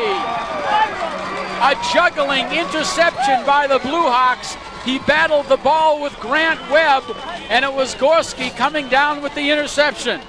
Lozo throwing that ball late. He had his receiver wide open. He had broken away from the Exeter secondary. Nobody near him. If he'd thrown the ball sooner, it could have been a quick 6. Instead, hesitated. Ball gets juggled and picked off. Exeter now with the ball in Cardinal territory. 1st and 10. 9:16 to go here in the fourth quarter. Hawks wing T formation. 1st down and 10 in Guertin territory. They go off tackle to Graham. Graham is stacked up at the line of scrimmage. Exeter now will be very content just to keep running the ball and letting the ticks run off the clock. They'd like to put a 1st down or 2 back-to-back to keep the time going. We're now under 9 minutes, 2nd and 10. Exeter offense needing to avoid mistakes. The Cardinal defense needing to force some mistakes right now. Right now we've got a light rain coming down here at Eustis Field. Bartell goes off tackle to Burbank. Burbank picks up a couple. That's about it. Burbank's had a quiet day, but he picks the ball up there for a couple of yards, taking more seconds off the clock. 3rd and 9 now. We're down and probably in 4-down territory, but they may try to pooch punt if it gets to that. 3rd down and long for the Bluehawks, as Bartell keeps it on the ground to Fellman, and he'll be hitting the backfield and drop. Bob Powers was in there in the backfield on the big defensive play, as well as Jim McGinnis. So Burbank now will kick from near midfield, and the Cardinals will get the ball back, but time is running out, as there'll be about 7.5 minutes left to go when they get the ball back. And Cardinals are going to put a rush on. Here they come on Burbank, and they get part of the ball. But the ball will roll dead inside the 30 at about the 25-yard line. Yeah, just trying to angle it off into the corner, trying to get it off to the side to try to pin the Cardinals down deep. Got a little too much off the side of his foot, I think, and but it gets the ball down inside the 25-yard line, so the Cardinals now are looking at a 76-yard drive if they're going to score a touchdown here. Clock stopped at 7:32 to go. You just saw a very weary J.D. Lorimore out there for Bishop Guertin. He's played a fine game today, but right now the Cardinals look up at the clock and the scoreboard, and they need to score fast. There'll be an official's timeout right now as they have some problems untangling the chains across the way, and they need to talk things over a little bit right now.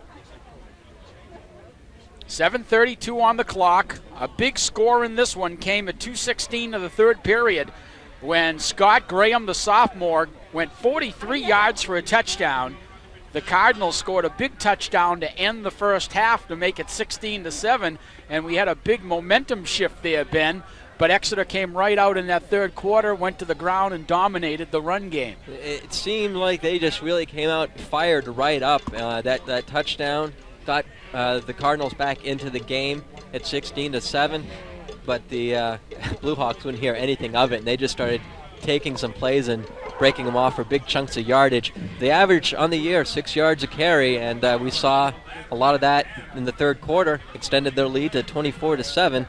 And it's been a pretty much a turnover-free game. Just that couple of interceptions. Very surprising under the conditions here, but also hats off to the Exeter grounds crew for getting this field ready to be played today. There's been some pretty good footing for most of the players today. And if we look out our window, we can see why we've got all this pile of plastic they used to keep the field relatively snow-free.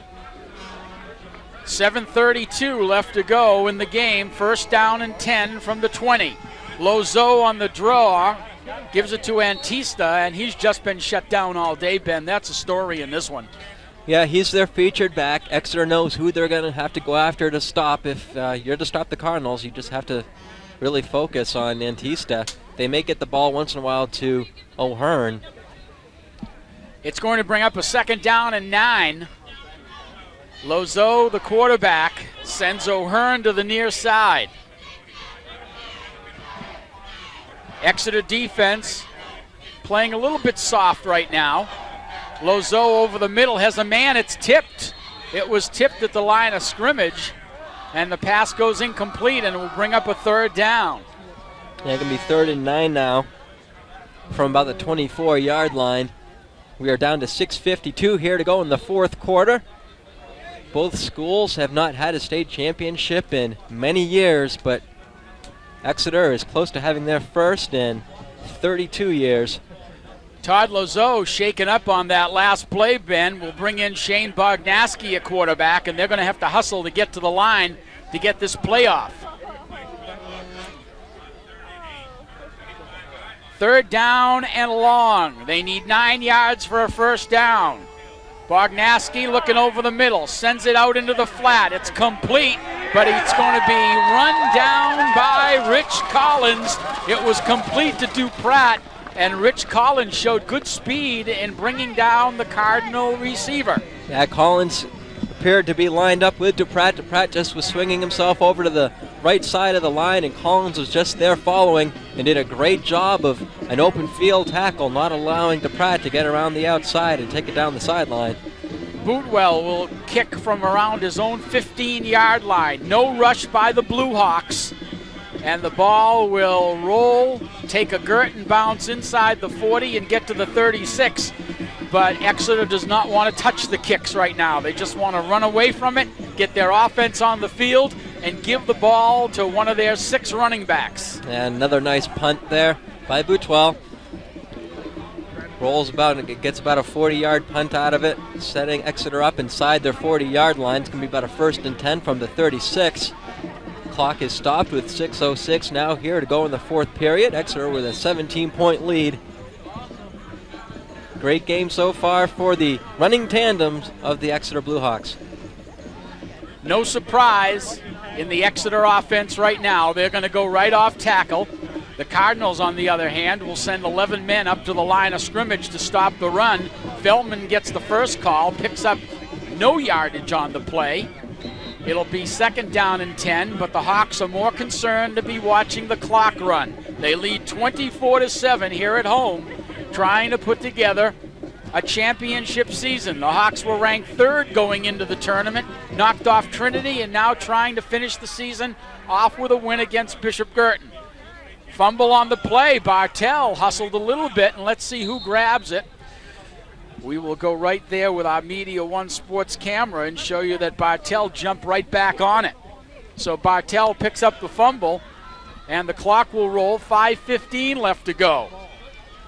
About a 3rd and 11 now for Exeter, but that's not really of a main concern. They'll run off another play and take some more time off the clock. Guertin sort of has to start thinking about miracles, down by 17 points and under 5 minutes to go. 3 touchdowns for the Bluehawks this afternoon. As Bartell goes off tackle to Walsh. Walsh is hitting the backfield. Will be lucky to get back to the line of scrimmage. So it will be 3 and out for the Bluehawks, but they were able to run a couple of minutes off the clock, Ben. And right now, the Cardinals need a big return. That'd be a good place to start. They're down 24-7. We're under 4.5 minutes now to here to go in the fourth quarter. Burbank's kick, he gets it away. It comes down to Nugent at the 35-yard line. Number 23, Nugent, down the sideline, brings it back about 15 yards, and that's about it before he's tackled by Kevin Warnock. Yeah, gets it out to the 45, setting up pretty good starting field position for this drive for the Cardinals. But they got to get 55 yards on this particular drive, and then an onside kick and another touchdown and probably another onside kick before they can get themselves back into this one. It's been a great game offensively and defensively for Exeter. They've had 3 big plays on offense, a couple of long runs and one nice long pass and a safety, building up this 17-point lead. 1st and 10 for the Cardinals. At quarterback is Bognaski. Drops back to pass. He's going to go for a long ball. He's got Webb out there. A great catch by Grant Webb at the 20-yard line. Bognaski to Webb gives the Cardinals the ball inside the 20, 1st and 10. Well, 34-yard pickup on that play. That's the way they're going to have to do it. The clock is stopped now as they move the chains. It'll be 1st and 10 now for the Cardinals at Exeter's 20-yard line. They're down to that part of the field where they'll probably have to throw it up a couple more times. They can't allow too much time to run off the clock while they try to score. Bognaski will drop back again, looks out into the flat, now pulls the ball down. Shane Bognaski is in the open. Bognaski still on his feet. Oh, a gutsy play by the Cardinal quarterback as he put the ball under his arm and went toward the sticks. And we'll see where they spot the ball. It looks like it's going to be at the 6-yard line, and 1st and goal, Bishop Guertin. And he gets about 15 yards on that play.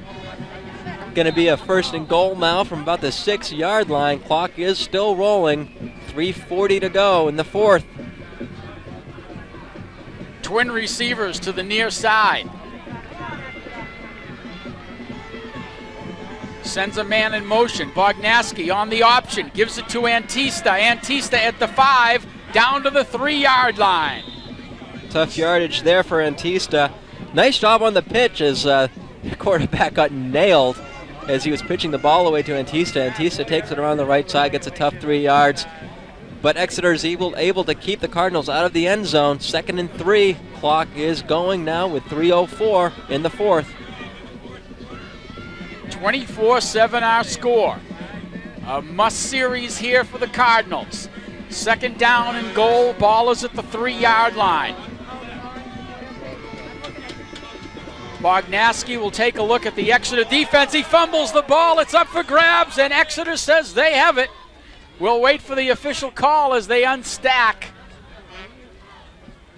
And it's going to be 3rd down.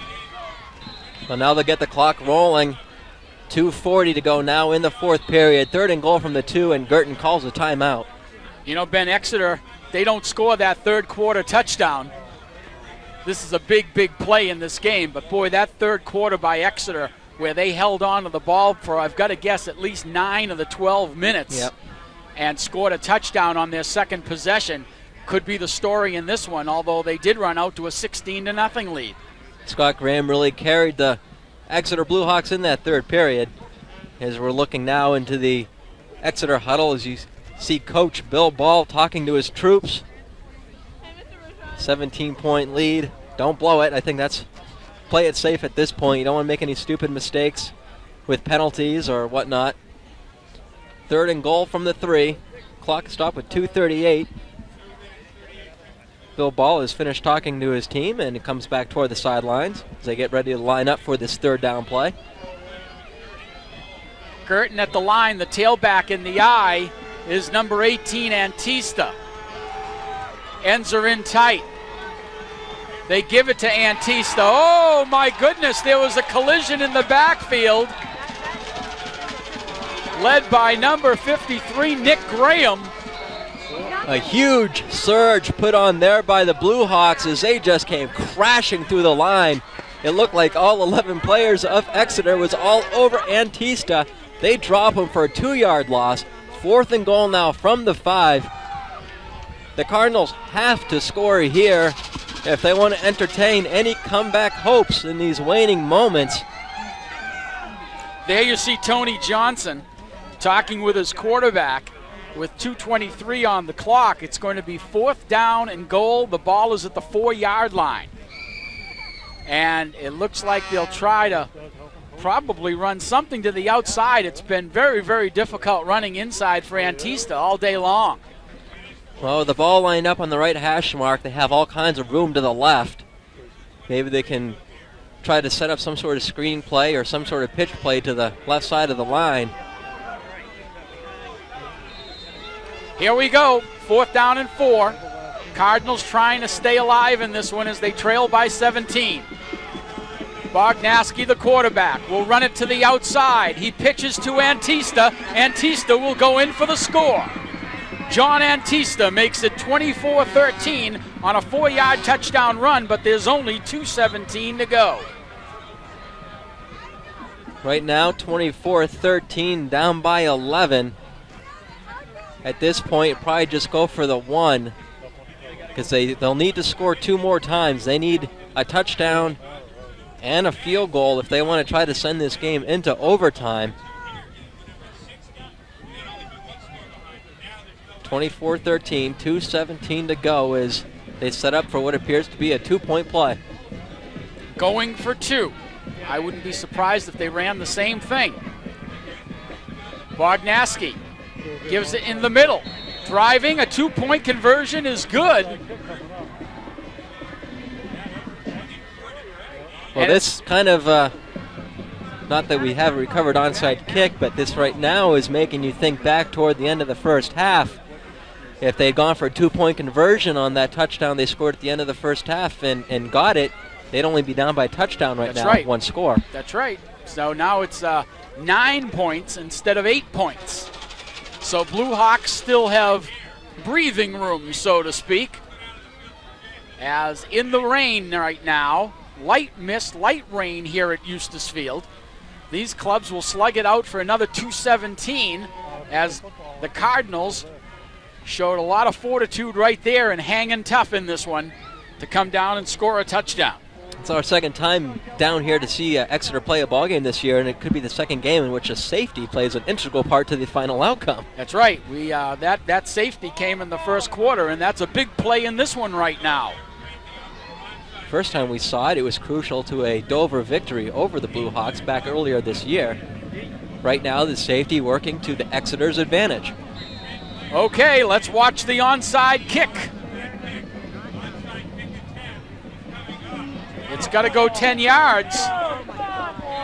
And let's see, it looks like a Guertin player recovered it before it went the 10 yards, Ben.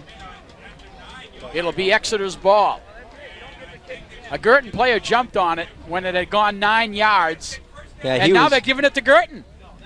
Well, the thing that happened... Okay, now they changed their mind. I think I know why there might have been a little bit of confusion, because that player for Guertin that did jump on it, he was at the 10 yards. He was standing on the other side of the 50-yard line. He saw the ball wasn't going to make it that last yard or two, so he kind of dove over it, trying to do like an onside play in hockey, trying to keep his feet over the line, but it doesn't work in this game. Also remember, in that last drive by Guertin, they had to use 2 timeouts. 2:16 on the clock. Bartel Feldman just cradling the ball right now. Goes over midfield to the 44-yard line. And Guertin will call the final timeout right now, Ben, with 2:10 on the clock. So an Exeter first down, and this game is over. Guertin, what they're really kind of hoping for now is some sort of fumble on the snap, and hopefully one of their Cardinals can jump on it. But that's a tough order to put in and have received. So it's 24-15, 2:10 left on the clock in the fourth. And I think there's going to be a lot of happy fans here at Eustis Field in about another 2 minutes and 10 seconds. Okay, we're here at Eustis Field in Exeter. We'll be back with more right after this timeout.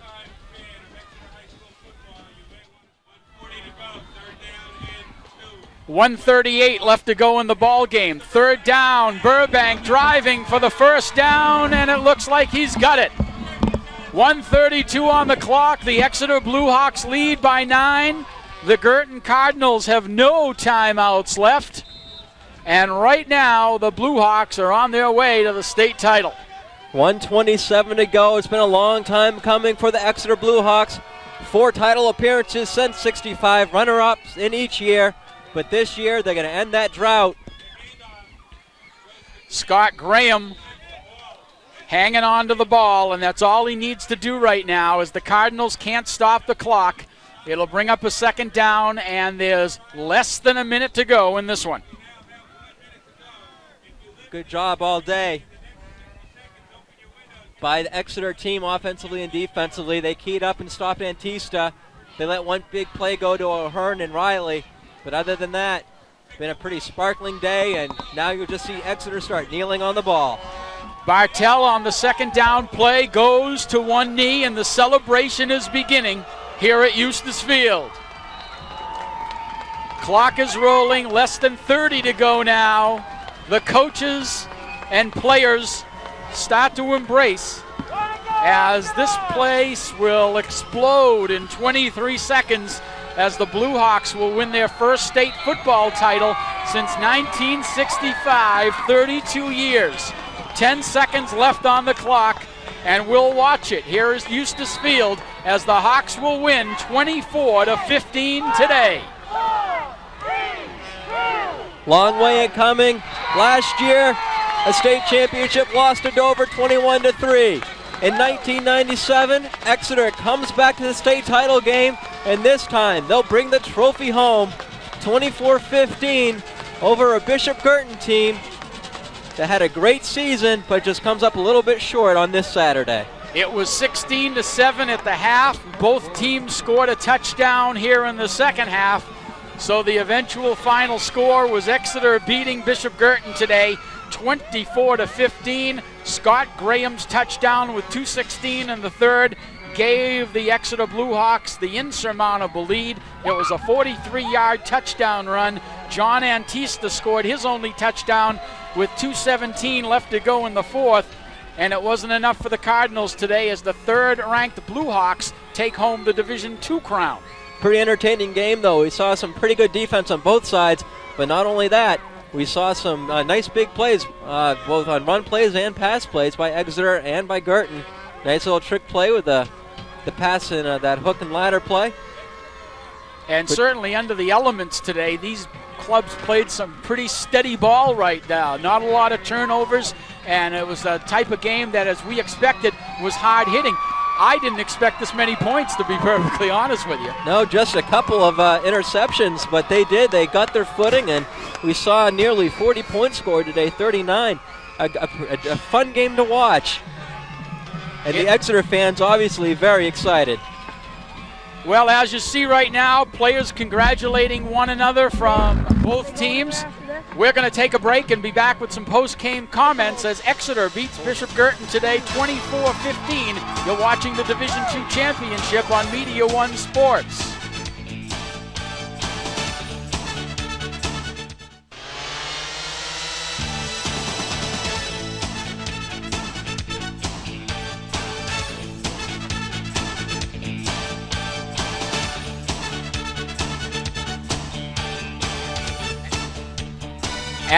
As you can see, the home of the Bluehawks is a pretty happy place this afternoon. Exeter 24, Bishop Guertin 15. Let's run down the scoring for you in this one.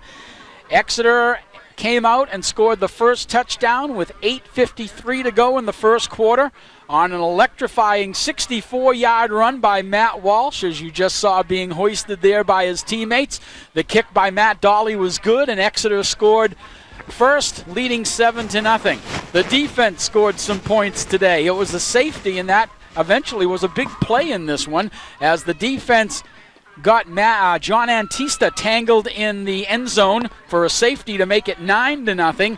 And also in the first period, it was a touchdown pass from Chris Bartell to Scott Graham. That went 44 yards, and the kick was good to make it 16-0.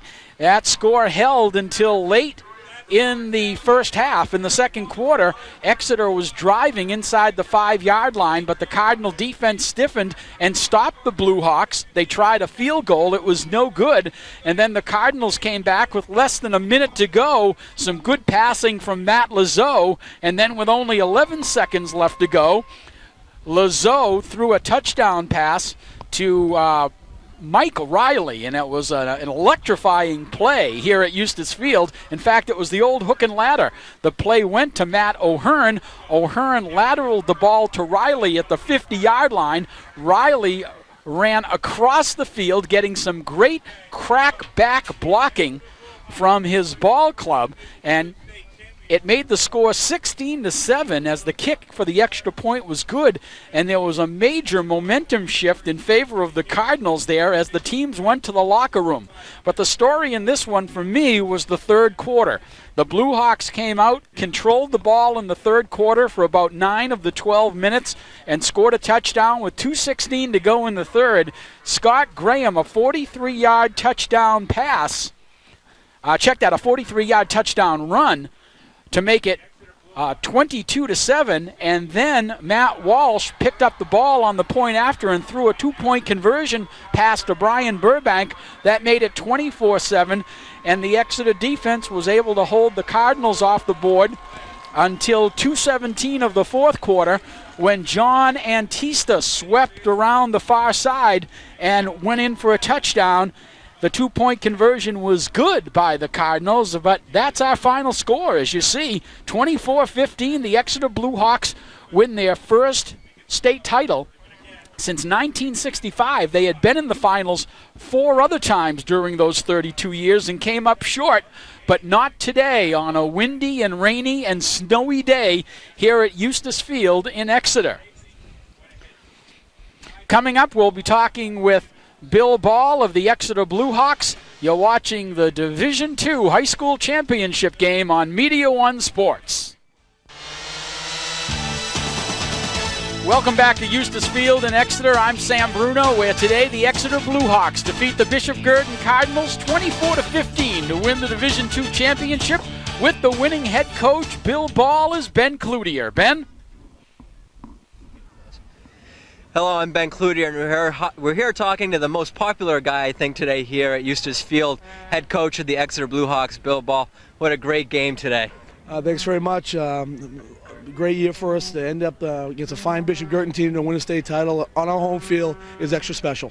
You did a great job today of stopping John Antista. What kind of game plan did you have into stopping Antista today? He's a great back. We just thought, we played pretty much our base defense. We have eight guys in the box and try to do a good job of containing him.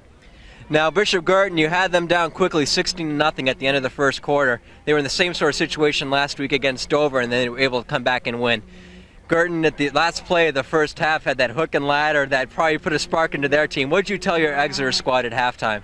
It was a great individual effort by that Riley, number 80, the Riley boy.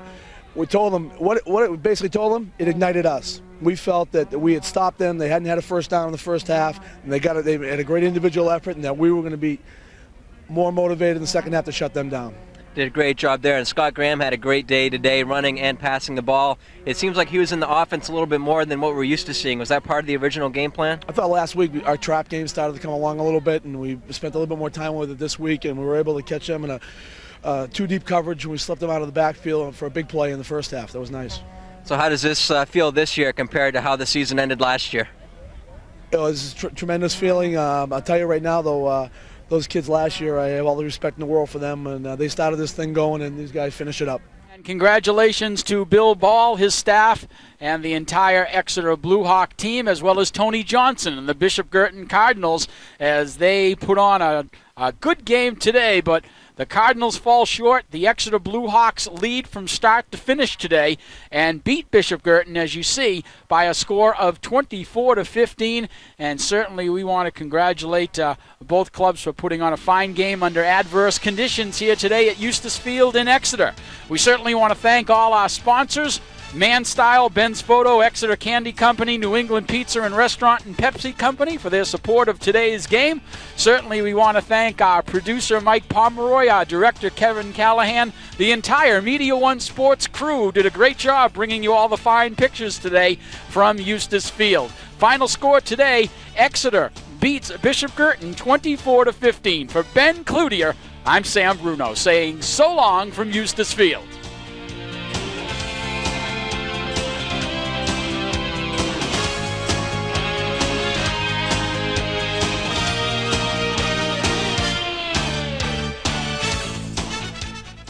A special day and a successful foundation of a football program and coaching staff that's respected throughout the Granite State and New England. And the legacy continued the following season with the Bluehawks achieving an undefeated season and another state championship. We'd like to dedicate today's broadcast to Coach Carl Robertson, who was on the Bluehawks sideline since 1970. It was his playbook that helped immensely with our production. And also a special thanks to Jamie Soller, Chris Bartell, James Roy, Eric Paquette, Alan Merriam, Justin York, Scott Graham, and of course Coach Bill Ball for joining us to relive some of those memories of that special day in Exeter Bluehawk history. And we want to thank all the members of that team. Coach Ball called them the Uncommon Champions. And on behalf of our producers at Exeter TV and Bluehawk Media, and for Sam Bruno, this is Sherm Chester from the Seacoast Sports Forum, thanking you for joining us for this special presentation.